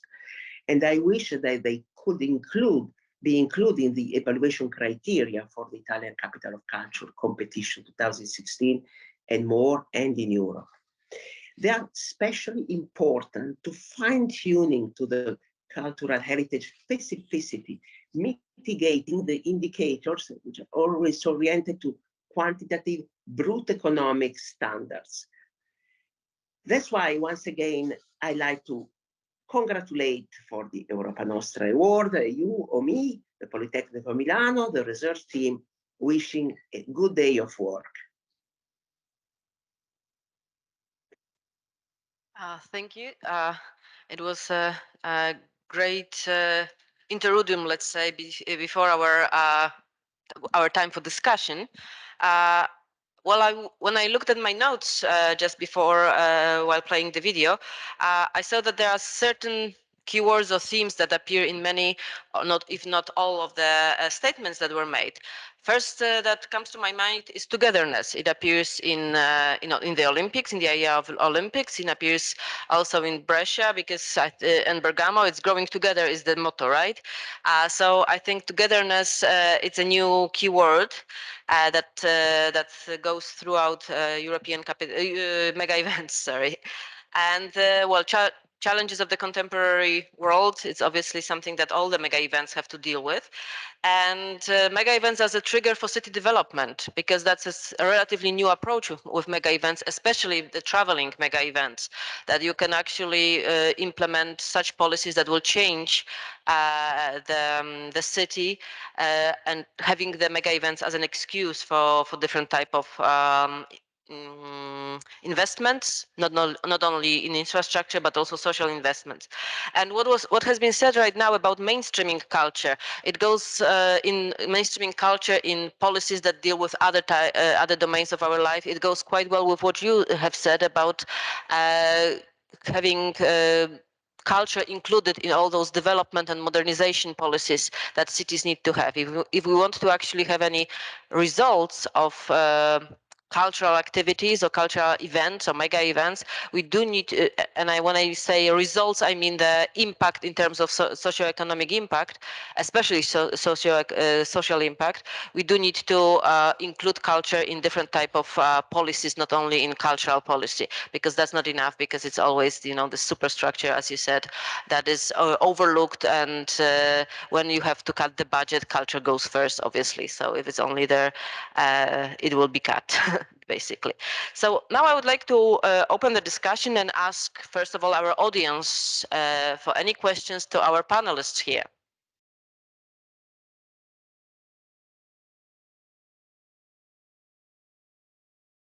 We've been too clear. We have one question, please. Yes, thank you for this very interesting roundtable. I've learned a lot of things. I have a question. You haven't said much about the potential negative effects of these events on cultural heritage, being tangible, intangible, or natural. How did you concretely involve experts, heritage experts, in the design and the monitoring of these events? Yeah, who would like to go first? Stefano, there you go. No, the issue is real. In the case of Bergamo Brescia, is differentiated. It is an issue for Bergamo, because Bergamo Alta is already, let's say, overcrowded, and they already have a facing problem of, let's say, reduction of inhabitants, increasing of bed and breakfasts, and also shops which are not particularly connected to the territory, but are, generally speaking, shop for tourists. So they already are facing a kind of problem in this perspective, while Brescia is really under-visited. So they don't yet have this kind of issue. Generally speaking, it's very difficult to manage the skewness of the preferences, particularly for the touristical flows. The tourists do go in very few places, and for example, in Mantua they go in Palazzo Te, Palazzo Ducale, and Piazza Erbe. That's all. They don't go around, even if the city is very small. And this is producing this branding effect produces a kind of weird transformation of the meaning of things, and this is very difficult to cope with. I don't think we yet have instruments to avoid this. What we can do is to create an underneath layer of participation, which is involving the communities and the population. For example, what we did in Mantua was a card that was one euro per month and 0.5 euro per month. The students can go anywhere in the cultural institution each day, including exhibition. So they can come and visit and stay for 1 euro per month, the cost of a coffee, less than a coffee. This is a way of enhancing the participation. In Brescia, Bergamo, we did the project of an identity card, the passport for kids, elementary and school until 12 years old. It's 100,000 kids that will receive this passport that can allow them to go around and find opportunities and something for them specific in every event of the city capital of culture. And we will be able to trace their presence because of the presence of a QR code everywhere. And this is about understanding the pattern of cultural consumption of those kids and possibly developing in the future policies in order to enhance their cultural consumption, which is a basic, very basic instrument for reducing the skewness of the expectation. Thank you. Krista, would you like to comment, or sorry? Yeah. In Elefsina, we had to face some kind of a problem because, as I said before, Elefsina is only 21 kilometers away from Athens, which is a pole of interest for tourists and for everyone, even for, I don't know, students. For everyone. So we had to create something very interesting and important in Lefsina, so as to attract as more not only people as visitors, but also we wanted to make the city known around and arouse their interest not only for the archaeological importance, which is more or less known in Greece and in general, but we tried to unveil things, areas, buildings, customs that were not were not known. So we have worked with the local communities and the artists to bring out all the things that were not known. And the other thing is that we decided to use the infrastructure, the existing infrastructure, and these are things that will remain in the city, and this is one of the greatest aspects of heritage that will remain after one full year of being the European capital of culture. So more or less, I think that using both the local communities, both the existing infrastructure, and engaging with universities and with foreign previous decision makers, we have we're getting to a successful institution. Thank you. Jacob, anything to add? Yeah, just for in our case, is much more related to environmental sustainability. So the involvement of experts to preserve all the environmental scenario of the Alps, taking in consideration all the biodiversity, all the effects that mega event like Olympics that can define a proper mega events that in 15 days you see different level of stress on the environmental side. We are gaining so many expert opinion, whatever it is, on everything that is related mainly on environmental sustainability, starting from the environmental strategic assessment that we are running, starting from the regular consultation on with the environmental association, and with all of these very big focus on the overall sustainability of the event, especially on the environmental one. Thank you very much. Any other questions also from the students? And if I may, Yeah. sometimes the involvement of expert is problematic because more often, at least in Italy, the culture of the expert in heritage is extremely specialized and concentrated on tiny or let's say limited issue, and it's very difficult to cope with overall design of the policy. This is the case of Sovrintendenza in Italy, which is a very interesting institution, which is obviously extremely useful, but at the same time sometimes problematic to cope with because they are concentrated on the protection in a way which is sometimes difficult to make compliant with the presence of bigger scenario. That is. This is a negotiation which is going on, which is extremely slow. You have 130 days. They can answer you in 130 days if they want.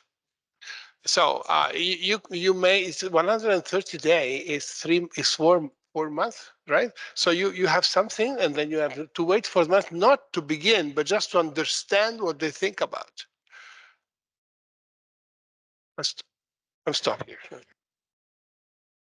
I don't know the situation in Italy, but I think if you involve them in the process, from the start of the process, you have more chance to have quick answers to your questions and good advices, maybe. Sometimes good. Would anyone else like to take the floor?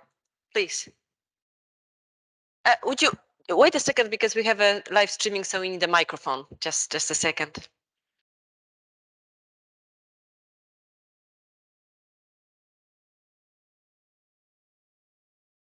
Martini, if she would like to answer, because okay.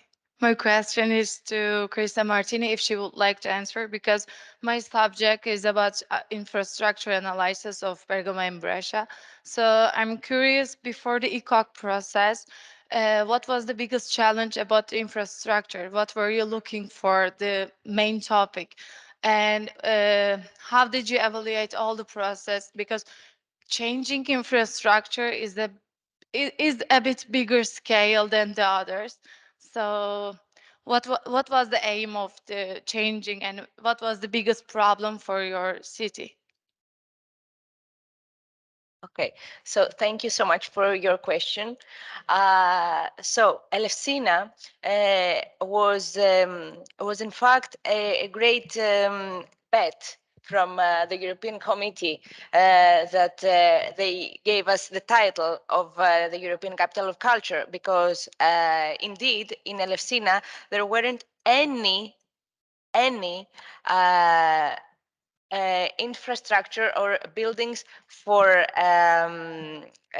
cultural use. Maybe only one, one small exhibition center. So having the title, having gained the title in November of 2016, we started planning what we're going to do, and we had a concrete idea in which places, which buildings we were going renovate. Because we had this idea from the beginning. We would renovate existing infrastructure so as to have a heritage staying in the city after the ECOC year.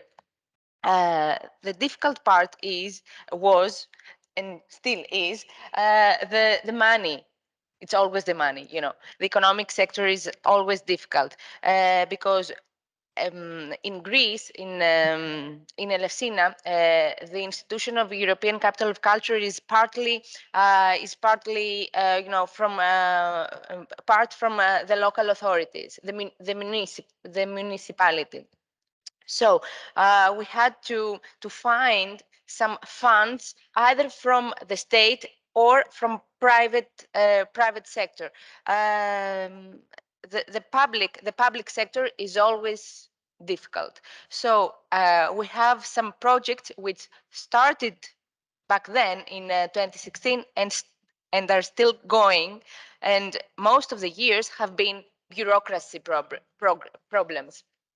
So the problem in general is the time, the money, but now we're in a good in a good state of creating our new spaces. The truth is that we're waiting the first 4 months of 2023 to have the general location planning confirmed and all the buildings ready. But this is not something that gives us stress or anxiety, because we're happy that we will leave something to the city. So I think that we should stay and think the positive part. So the people will have more infrastructure for their use, and also the general municipal infrastructure will be also developed. So I believe. Thank you very much. Anyone else? Oh, okay. One last question, and the rest of the questions maybe in the coffee break, okay? Because we are running out of time a bit, but. Thank you for all of your answers. And I have another question to all three events, actually, to Winter Olympics, to Greece European Capital of Culture, and to Bergamo Brescia, regarding the practical level of involvement of local communities, stakeholders, maybe politicians. How does it look on a practical level? Do you organize some sort of conferences, maybe workshops? Yes, thank you. Thank you. Who would like to go first? Go ahead. No, it has been at least 6 months of meetings. We decided we had 3 levels of meetings. The first level was with 50 stakeholders of the city, so the head position of the city in different environments, so from touristical to Confindustria to culture institution, theaters, and so on. And these were recorded and were very long interviews. Let's say 1 hour, 1 hour and a half interview for each of them, and they've been transcribed, recorded, and we did an analysis of the text in order to keep out the recurring ideas and also the way in which they were representing the territories physically. So from this very, very in-depth analysis of the text, of the voices of those people, we began to have a first image of what they were the main thinking about the territory. Then we had the session with the mayors in order to have them on board, in order to have a common understanding of the possibility produced by this project. And then we opened up 30 tables with 300 cultural institutions and third sector institutions. So we involved even bars that were producing music. Okay, so we had 300 people, and then we launched a first call that received 500 projects, very early phase project from different people, and then we have the Cariplo involved, and with 3 million euro project, and the cities with 2 million euro project. So it was basically 5-6 million contribution to those base territorial institution to be financed, and the decision has been made after 8 months. So they received the information at the end of September, and they are now producing the production for next year. So it's a problem of coordination between the spreading of information, the selection of the project, and the involvement of financial institutions. Thank you. Any of you? Yes. So how we get in touch with all these people? First of all, with the local authorities, we have the mayor part of our board of directors. So we have a constant engagement with the local authorities, and of course, except the mayor, there is also special deputy mayor of the ECOC, especially for us. So we talk with the local authorities almost every day, and we try to solve any problems which come out. in addition, there was also formed how can I say an agreement with most of the ministries, such as the Ministry of Interiors, the Ministry of Infrastructure, the Ministry of Culture, of course, the Ministry of Economics, which will altogether help the establishment and the well-being of the ECOC organization, and they all help to have a successful year of the title.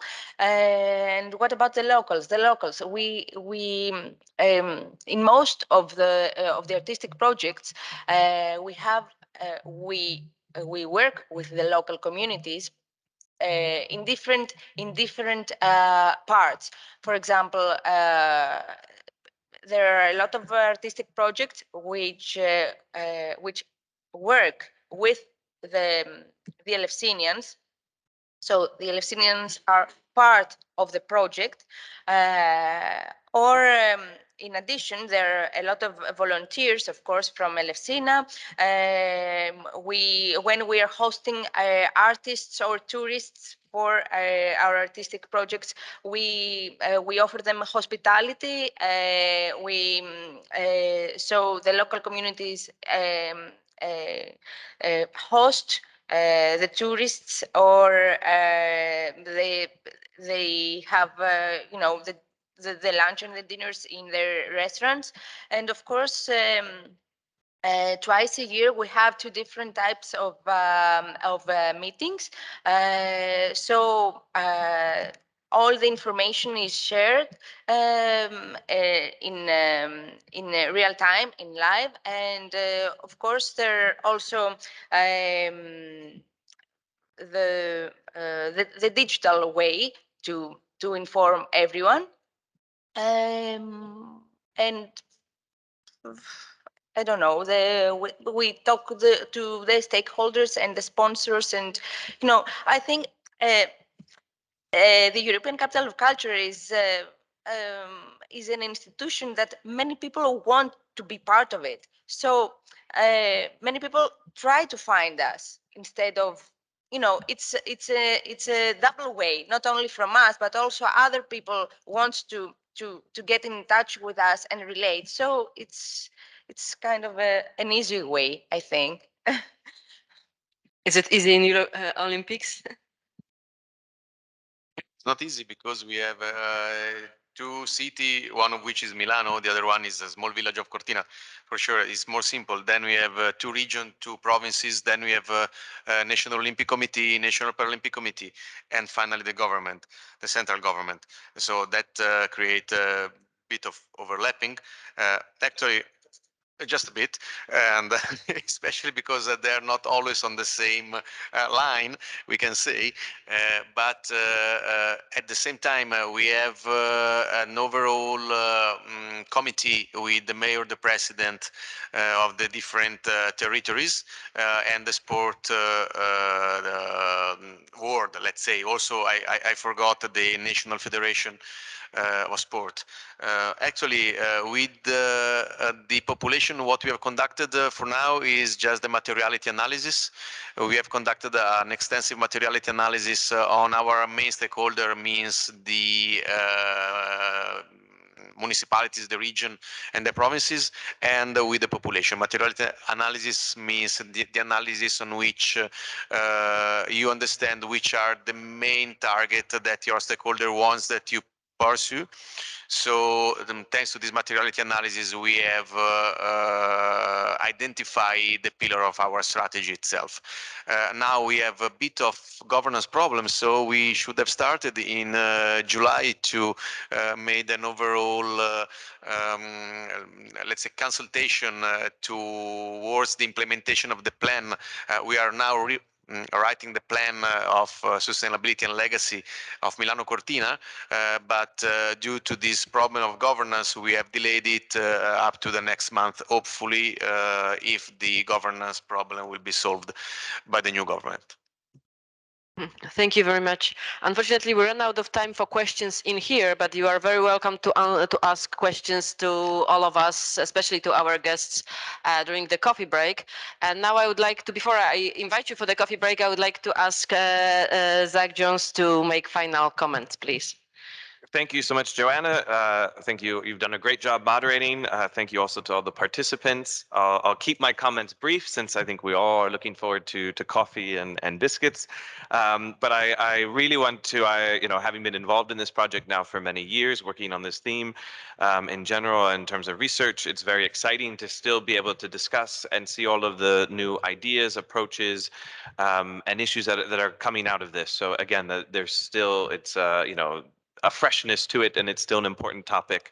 And really, I would say across these three cases, really are three quite innovative examples, which is very exciting to hear more about this. And I think connects a bit to Christina's comment of questioning or rethinking what are mega events. And I really, these last, I would say, 5-6 years, we've seen a total re-questioning of that, of a rescaling, a resizing, rethinking how to implement them. And so even in cases where maybe we're dealing with relatively small context or places, there's still the potential for a great impact and a need to be aware of the potentiality of these. And I see again many connections with the charter, some of the points you brought up. So looking one in LFCINA, one that the need to be very flexible due to COVID and having to adapt and change the program, but also this idea of using the existing context, of seeing the value in what's already in the place, in the city, and using that rather than feeling this need to add something in new. And that was definitely one of our main points in the Context Matters theme. Then in Milan Cortina, I think is by already a great example of the idea of spreading a mega event across a much vaster territory than we've ever seen before. But I really appreciated then the comments about legacy, that this thinking that legacy starts now, or the legacy has already started. It's not something that's going to happen post 2026. And that was something also in our research we found, and we tried to emphasize in the charter, of this reapproaching the thinking of legacy, that it's too late if you wait until the end to begin working on it. And also then in Bergamo Brescia, this decentralized governance model is very interesting, and I think will be, look forward to seeing how this experiment plays out and what all will happen. But I don't know if you'll find somebody alive, but no, and many of the students here are in fact studying Bergamo and Brescia for their course. So this has been very, very informative for them. So you have a very captive audience. So seeing the way that different places are using events, are becoming much more creative in how to implement them. And I think exactly this idea of sharing this aspect of togetherness, that different kinds of cities can learn from one another. It's not just about having and that's where I'm very happy to hear that the charter works in that way. It's not just a list of good things to do, but actually you're able to read and find that there's, a sharing of knowledge. And I think also from the inside perspective of working on this, for us really looking at so many different cases helped us working together with the actors, with the experts, with the other researchers. It helped us see the other cases in a different light, or to consider, what about this aspect, or how might this inform? So I'm very happy again for all of your comments. We're very grateful that the charters, you've either accompanied us along the way or has somehow been something useful for the work you're doing. So I thank you again for being with us, and look forward to the rest of the morning. So thank you. Yeah, let's give a round of applause for our guests.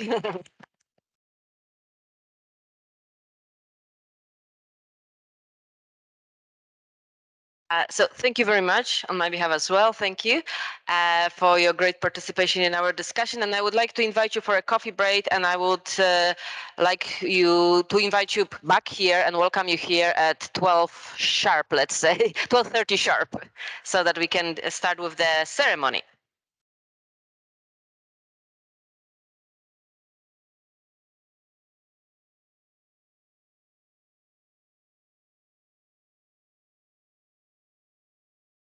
Thank you.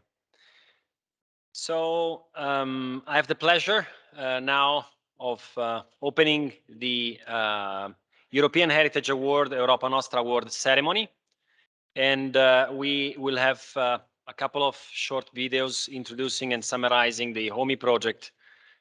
Before we will have 2 speeches by the representatives of the 2 awarding organizations, the European Commission and Europa Nostra.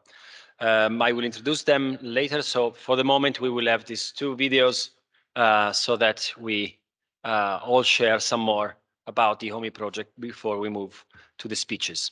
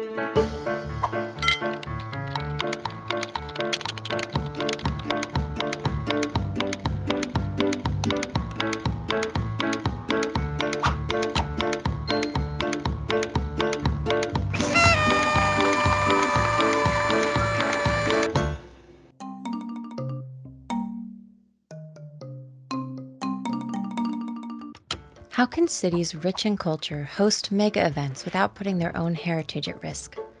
How can mega events become effective ways to both promote and protect tangible and intangible heritage? The Charter for Mega Events in Heritage-Rich Cities responds to these challenges.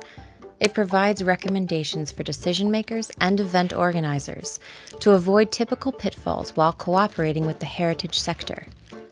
3 years of research investigating case studies across Europe led to the development of the Charter. International experts and professionals reviewed and validated the final work, ensuring its relevance for practitioners. 13 key principles represent the Charter's core values, structured across the 4 themes of context matters: planning legacies, inclusive governance, communities, and identities. For each principle, the Charter offers snapshot examples that concretely depict best practices, critical issues, and learning opportunities from historical missteps. The range of organizations and institutions who have already endorsed the Charter further demonstrates the widespread need for such policy recommendations. From the bidding to the planning to the legacy phases of mega events, stakeholders can consult the Charter. Moreover, its relevance extends to other large cultural celebrations, festivals, and sporting mega events hosted by heritage-rich cities.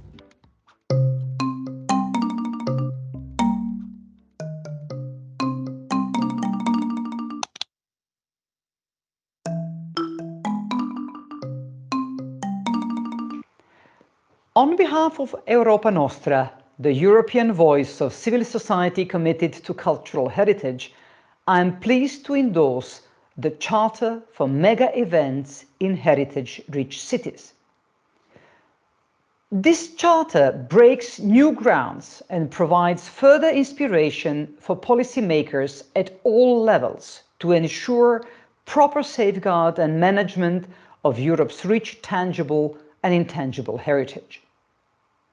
It clearly delivers principles and recommendations for mega event plans to be implemented in such a way that they do not put heritage at risk, and also to actively involve the many heritage stakeholders and local community to maximize the contribution of cultural heritage to sustainable development and also to the well-being of citizens.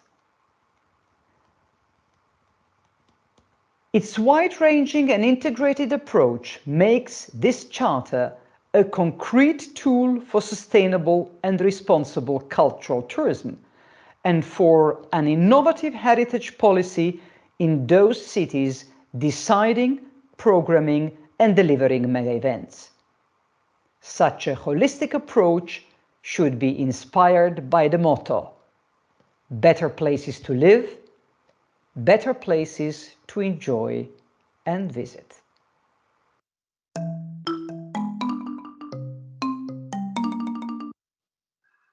I'm Lee Minaidis, Interim Secretary General of the Organization of World Heritage Cities.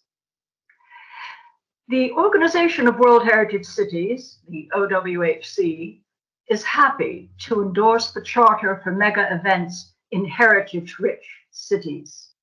We are fully convinced that the Charter's principles and recommendations will help cities to decide about and plan for such events in ways that are beneficial for their heritage, its protection, and valorization. I would like to encourage city leaders to read and use the Charter, to embrace its long-term perspective and integrated planning approach.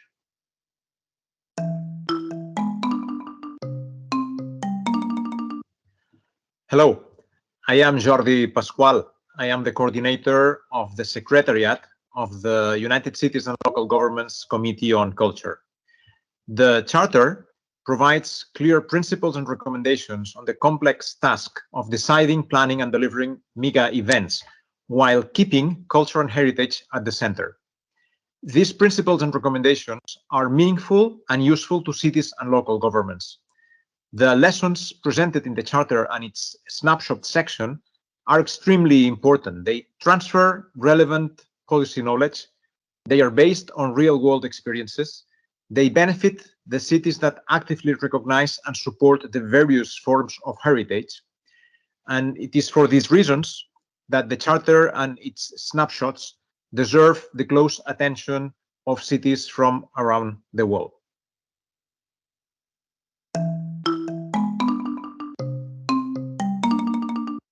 In my capacity as mayor, I am pleased to endorse the Charter for Mega Events in Heritage-Rich Cities. The Charter results from a research project developed in collaboration with public institutions such as the City of Milan, along with other important international organizations. Its principles and recommendations draw on policy lessons from events such as the Milan Expo 2015 as well as the Matera 2019 European Capital of Culture. They provide decision makers with concrete guidance in matters of heritage protection and valorization. The Charter is a critical resource for Milanese actors and stakeholders as they plan the Milano Cortina 2026 Winter Olympics, and for many other cities that will bid for, plan, and manage mega events in the future.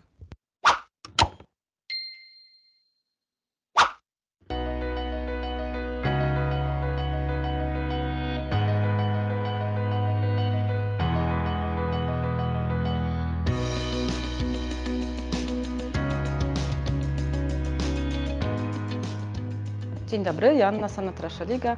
Buongiorno, sono Davide Ponzini. My name is David Atkinson. Καλημέρα σας, είμαι η Giulia Giorgi. Salve a tutti, mi chiamo Enrico Tommarchi. Γεια σας, είμαι η Βιδόβα. Ciao, il mio nome è Stefano Di Vita. Hi, I'm Zachary Jones, and I was the postdoc researcher at the Politecnico di Milano for the HOMEE Project.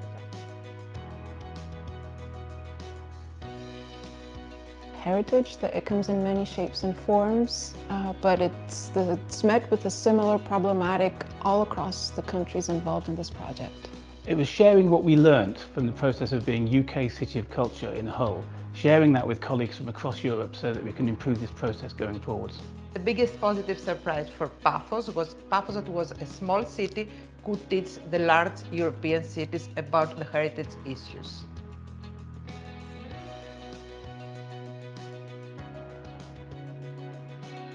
COVID-19. COVID-19. COVID-19. COVID. The pandemic. The pandemic. The pandemic, obviously. Well, the COVID-19 pandemic. That we were organizing in Paphos in April 2020 a very important event, and we had to transform online because of the pandemic. So helped us think about how to understand heritage in different ways. For example, in terms of being physically present in a heritage site, or the way in which we can share that knowledge, we can communicate heritage as well. Keeping the academic quality and the heritage policy relevance together.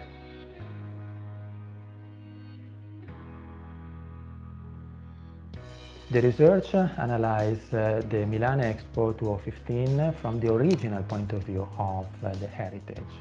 The way that all of these heritage-rich cities across Europe came together to really learn from one another. Not only the validation that is important, but I think the endorsement of many major heritage organizations.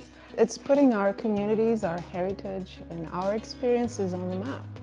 Providing principles and recommendations regarding heritage to organizations that deal with mega events such as the European Capital of Culture, Expo, or the Olympics.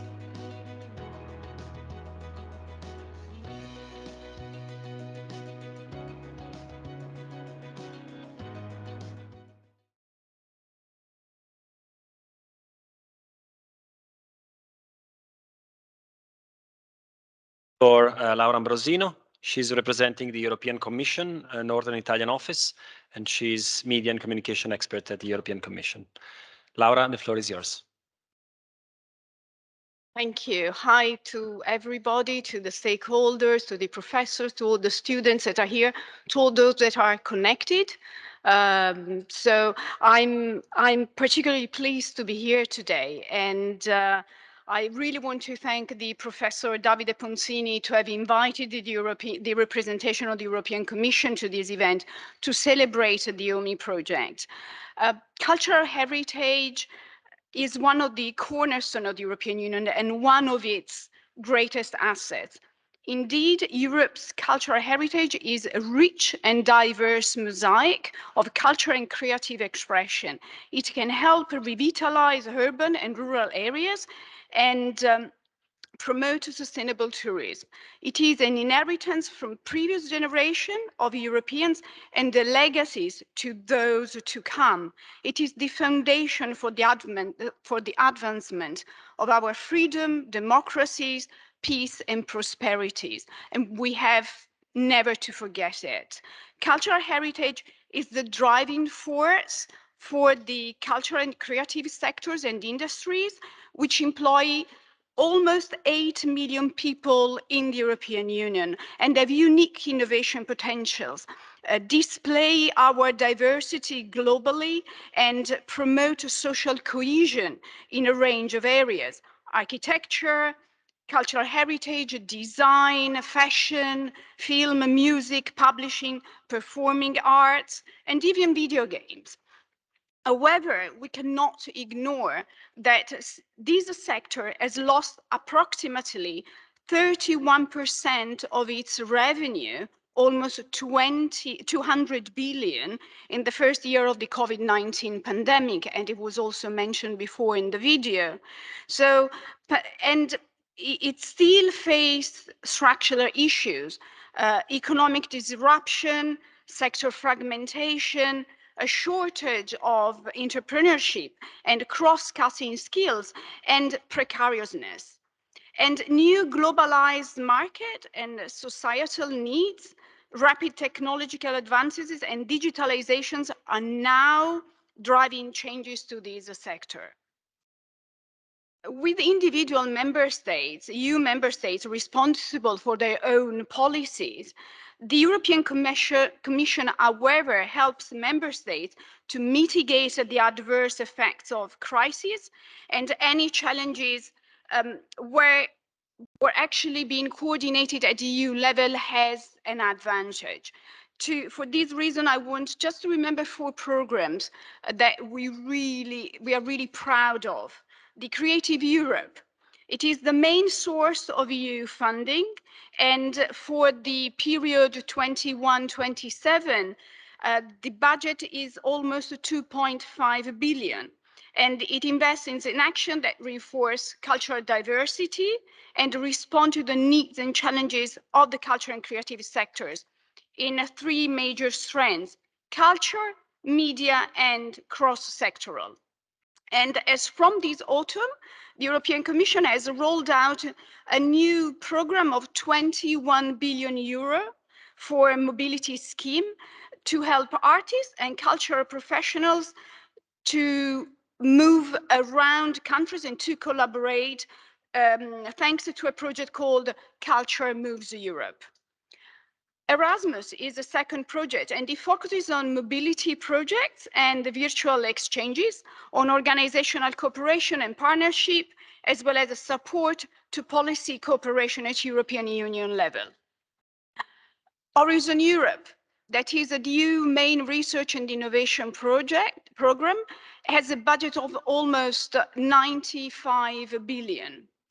However, within this major program, there is a cluster called the Culture, Creativity and Inclusive Society that is strictly dedicated to cultural heritage. And more specifically, research and innovation activities have, as between others, as an objective aim to improve protection, enhancement, conservation, and more efficient restoration of European cultural heritage. And finally, the Cohesion Fund, the European Regional Development Fund, that are the main funding sources for EU regional development.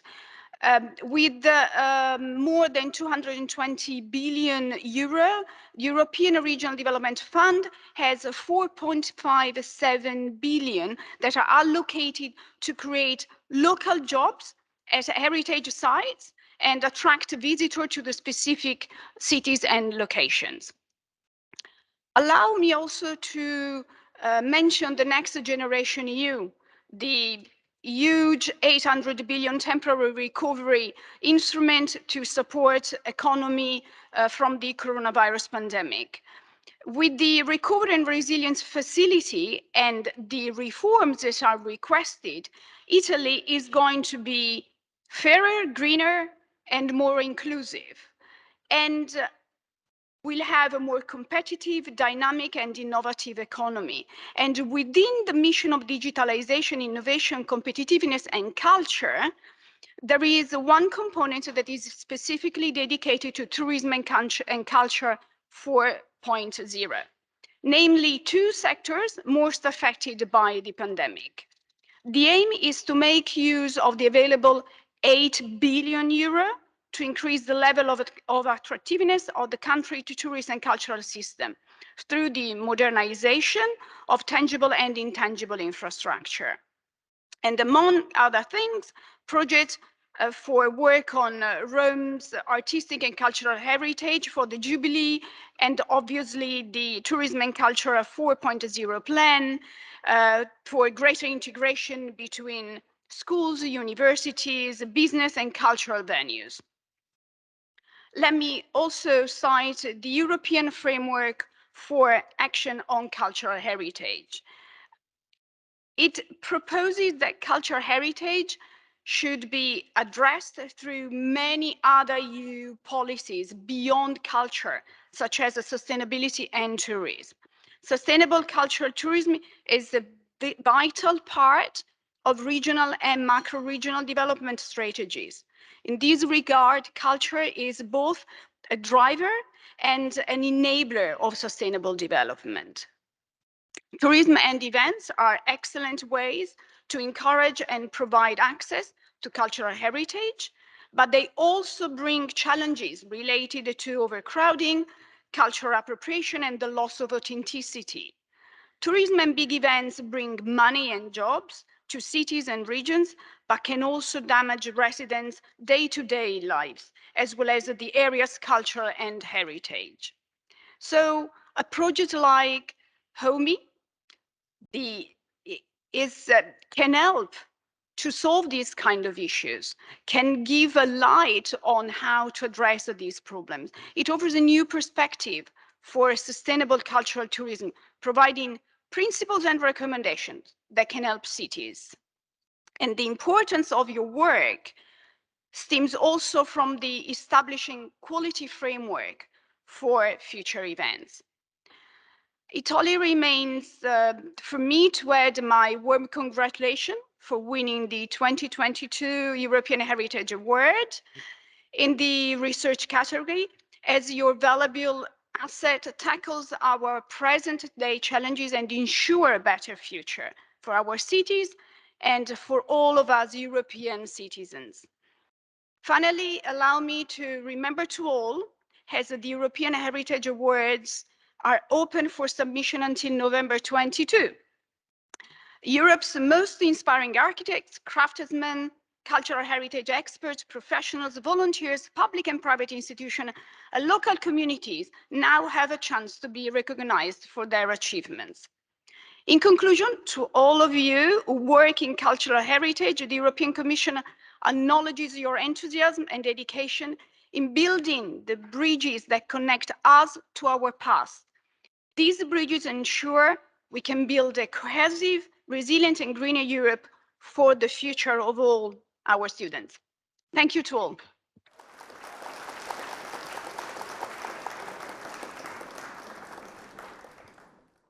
Thank you, Laura. Now we have perhaps the last video recorded speech by Maria Chiara Esposito, also representing the European Commission, and she's an expert in the heritage field and will tell more now.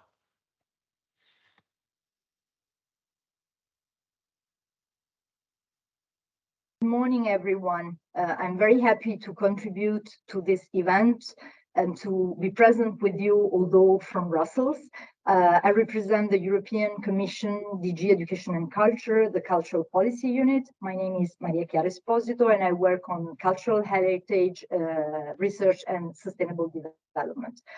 It is a very important occasion for us to see this year, which marks the 20th anniversary of the European Heritage Award run from Europa Nostra since 2002, to see this project receiving this award for its commitment, for its deliverable, and for its value.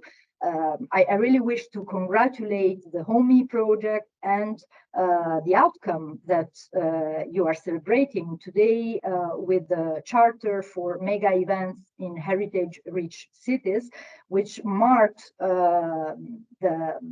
the main result in terms of the capacity from your project to show how important heritage is for cities, but also how important heritage is for sustainability related policies.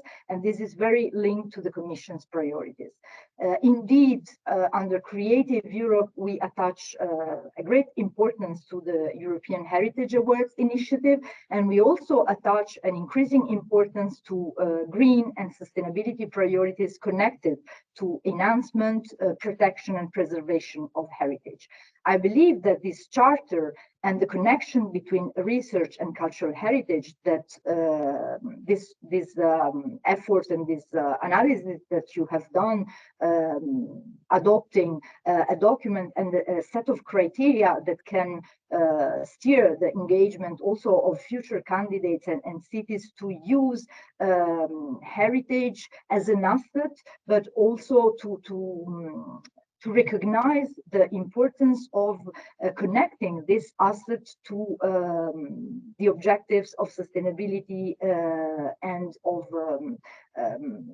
protection of community values, because I really think that this intersection between researching the best solutions for heritage to reach these objectives, and at the same time through the award valorizing your cooperation and your capacity in cities and in collaboration with researchers to act for the values of cultural heritage assets is at the core of any action like those that the Commission has been running since the European Year on Cultural Heritage and under our framework program for culture and all the connected investment resources like Horizon Europe, our support to cooperation with cities and regions. I really wish to give encouragement on behalf of the Commission for projects like this to continue engaging with the community, with the cities that, like Matera, like other cities that have been involved in this other very important initiative that is for us the European Capital of Culture, and also to continue to engage in this cooperation between cultural professionals, representatives of cultural heritage institutions, and scientists, academics, and also citizens from the side of those that are committed to understand the value of cultural heritage, to promote it through actions that facilitate sustainability, and to use the results of projects like yours, like HOMEE, like the charter criteria and findings to replicate in the long-term perspective the support towards our values and heritage assets for the sustainability of our societies. A last reminder to the audience to recall how important is more and more and lately in our action to link cultural heritage enhancement and support with the objectives of climate change and green and social and economic sustainability. I would like also to recall two important reports that we have published and two actions that were also foreseen in the work plan for culture 2019-2022. And really, at the end of this framework, in the last month, we have published on one side an OMC open method of coordination working group of member states experts report on increasing cultural heritage resilience for climate change, and another one on the cultural dimension of sustainable development, where culture and cultural heritage are the drivers of SDGs. And in this exercise, in this analysis that was run in cooperation between the Commission and the Member States, experts have underlined very important findings, such as the relevance that research has at national and European level for better understanding and creating and managing policies where mitigation, protection, and preservation against the risks of climate change for heritage should be reinforced and put at the center of the engagement of institutions. And in parallel, another very crucial analysis showed how much the power of culture is still underused. And despite all these efforts, we need and we can do more altogether between stakeholders, local, national, European authorities, to continue and to reinforce this capacity to use cultural heritage not only as part of the problem to tackle, but also as a fundamental value and the fundamental tool and asset to drive the policies of sustainability and long-term resilience. And with this, I really wish you a great event and a fruitful discussion. And I'm very happy to have been part of it from Brussels. Thank you very much.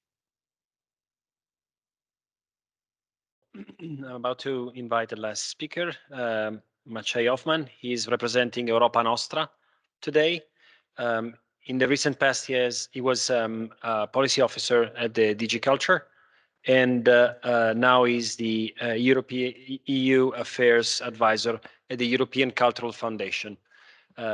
Maciej, the floor is yours.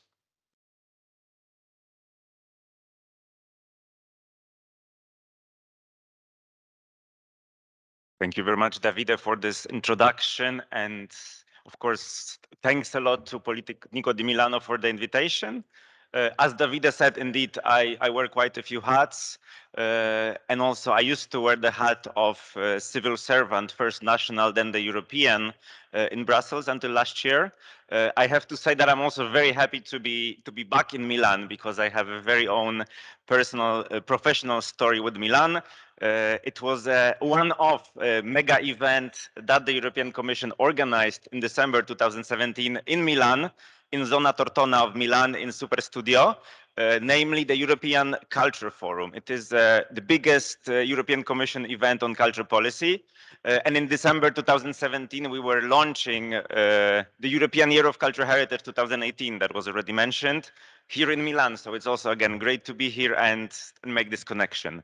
I wanted to tell you a few words about Europa Nostra and the awards, tell you why we, as the jury, I'm representing here the jury of 15 people of 2022 Europa Nostra Awards, European Heritage Awards. And lastly, also maybe linked to the discussions that we'll have in the afternoon on the ways forward for the project. Yes, so first of all, you've heard already and you've seen, in fact, the Secretary General of Europa Nostra, Madame Agnieszka Kwadlik-Mihajlovic, quite a powerful and established person, I must say, in the cultural heritage world. So yeah, Europa Nostra is, as you have also heard and witnessed, a genuine European voice for civil society working on cultural heritage. What's maybe also very important for you, it's an organization bringing in more than 300 organizations locally, from local authorities or institutional entities, of course, to NGOs and civil society. It also has more than 1,000 individual members. And what I think is very interesting for the students here, they offer free membership for people up to 33 years old. You have to apply through the website to do that. So I also very much encourage you to discover their website. When it comes to European Heritage Awards, as it was said, the awards are celebrating this year its 20th anniversary. Essentially, what happens? Every year, around 30 initiatives receive the award. From all across Europe. It's a very competitive process, of course, and the idea is to recognize the excellence in cultural heritage initiatives and projects. There are also the brochures on the table, so you can have a look at this year's finalists. We're also very happy that a few weeks ago in Prague, we met with Davide, with the colleagues as well, to celebrate the pan-European, let's say, award ceremony for the Heritage Awards. And now we're meeting here in Milan to kind of have the local ceremony, so that's great. The awards have been awarded in 5 categories. So these are, first of all, conservation and adaptive reuse of cultural heritage. Then citizens' engagement and awareness raising. The third category is education, training, and skills. Then research category, and last but not least, category of personal recognitions to so-called heritage champions. So yes, HOMEE project, as you've heard already, was awarded in the research category. What we very much appreciated as the jury members is, first of all, how it gave this quality framework for discussing mega events in the context of cultural heritage. It is very obvious, it was very obvious for us from looking at the application. What I also wanted to mention that, again, as I said, it was a very competitive process. We had roughly 200 applications altogether, which were narrowed down to 60. And us, as the jury members, we had to choose then 30 of them. So again, you can see that it's quite big competition. But what we appreciated, and it was very evident for us, that there was a very genuine sense and spirit of dialogue in that project and innovation. It was, of course, looking into challenges, and I have to say that this is also quite, in a way, ironic, of course, that the COVID-19 context happened, because for such a project working on the issues of sustainability and resilience, to have to essentially redo your project in a way or rethink certain ways. I mean, it's a challenge per se, but I think the other jury members would agree it was a successful thing in that case. And again, last but not least, of course, what we also appreciated is a genuine European partnership that came together through that project, and you also saw that very much, I think, in the video. And this is also very much what I would say the European idea of cultural heritage collaboration is about. And this is what European Heritage Awards, Europa Nostra Awards are also about. So as a last point, as I said, I wanted to link to the question of ways forward. So essentially, each and every project like that, each and every European project like that, ideally should have a second life. It should not stay on the desks of people working on cultural heritage issues. It should be a living document. So I'm looking very much forward to our discussion on that later. What I really also, I think, took as one of the kind of messages, I would say, from the project and from the charter as well, is that mega events help to streamline political visions. But of course, it's the question how we make that happen. The link that I also very much see with European Union policies of culture is that European Commission and the European Union very much recognizes the role of cities as local laboratories of change, of innovation, of dialogue, of participatory processes. It's very visible if you look at European documents for culture, such as, for instance, the new European Agenda for Culture, which is one of the big documents that drives forward European Union cultural policy. It very openly speaks about, again, this role that cities play. It was said earlier, indeed, the member states, the European countries are responsible for their own cultural policies. So European Union works a lot with national administrations, with culture ministries, but in many ways, it's actually the cities that are the drivers of innovation and change. So I think this is a very important thing to kind of help us look into the future. What I think we also, again, appreciated, and I think it's also a good discussion for the future of the project, it's important to look at success stories, but it's equally important to look at failures. And that's not necessarily something we do enough in Europe, I think, in my personal opinion. But again, looking at the charter and then the achievements of the project, I think there must have been, it's also very visible, some kind of genuine reflection exchange on things that don't work. And lastly, I think that, that might be also, of course, very relevant for our discussion later. The global context, of course, we very much focus on this, let's say, European level, on the local level too. But to think how much HOMEE and the charter and deliverables of the project can link to some kind of global challenges, maybe again also challenges faced by other cities throughout the world. There might be also some kind of interesting links. So that's it from me. Again, on behalf of the jury of European Heritage Awards, Europa Nostra Awards, I'm very happy to congratulate the project partners and thank you for this great effort and looking forward to our discussions after lunch. Thank you.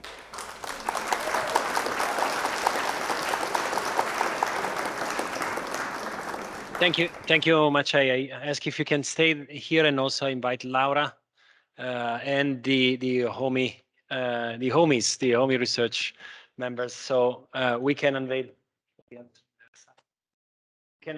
For a picture.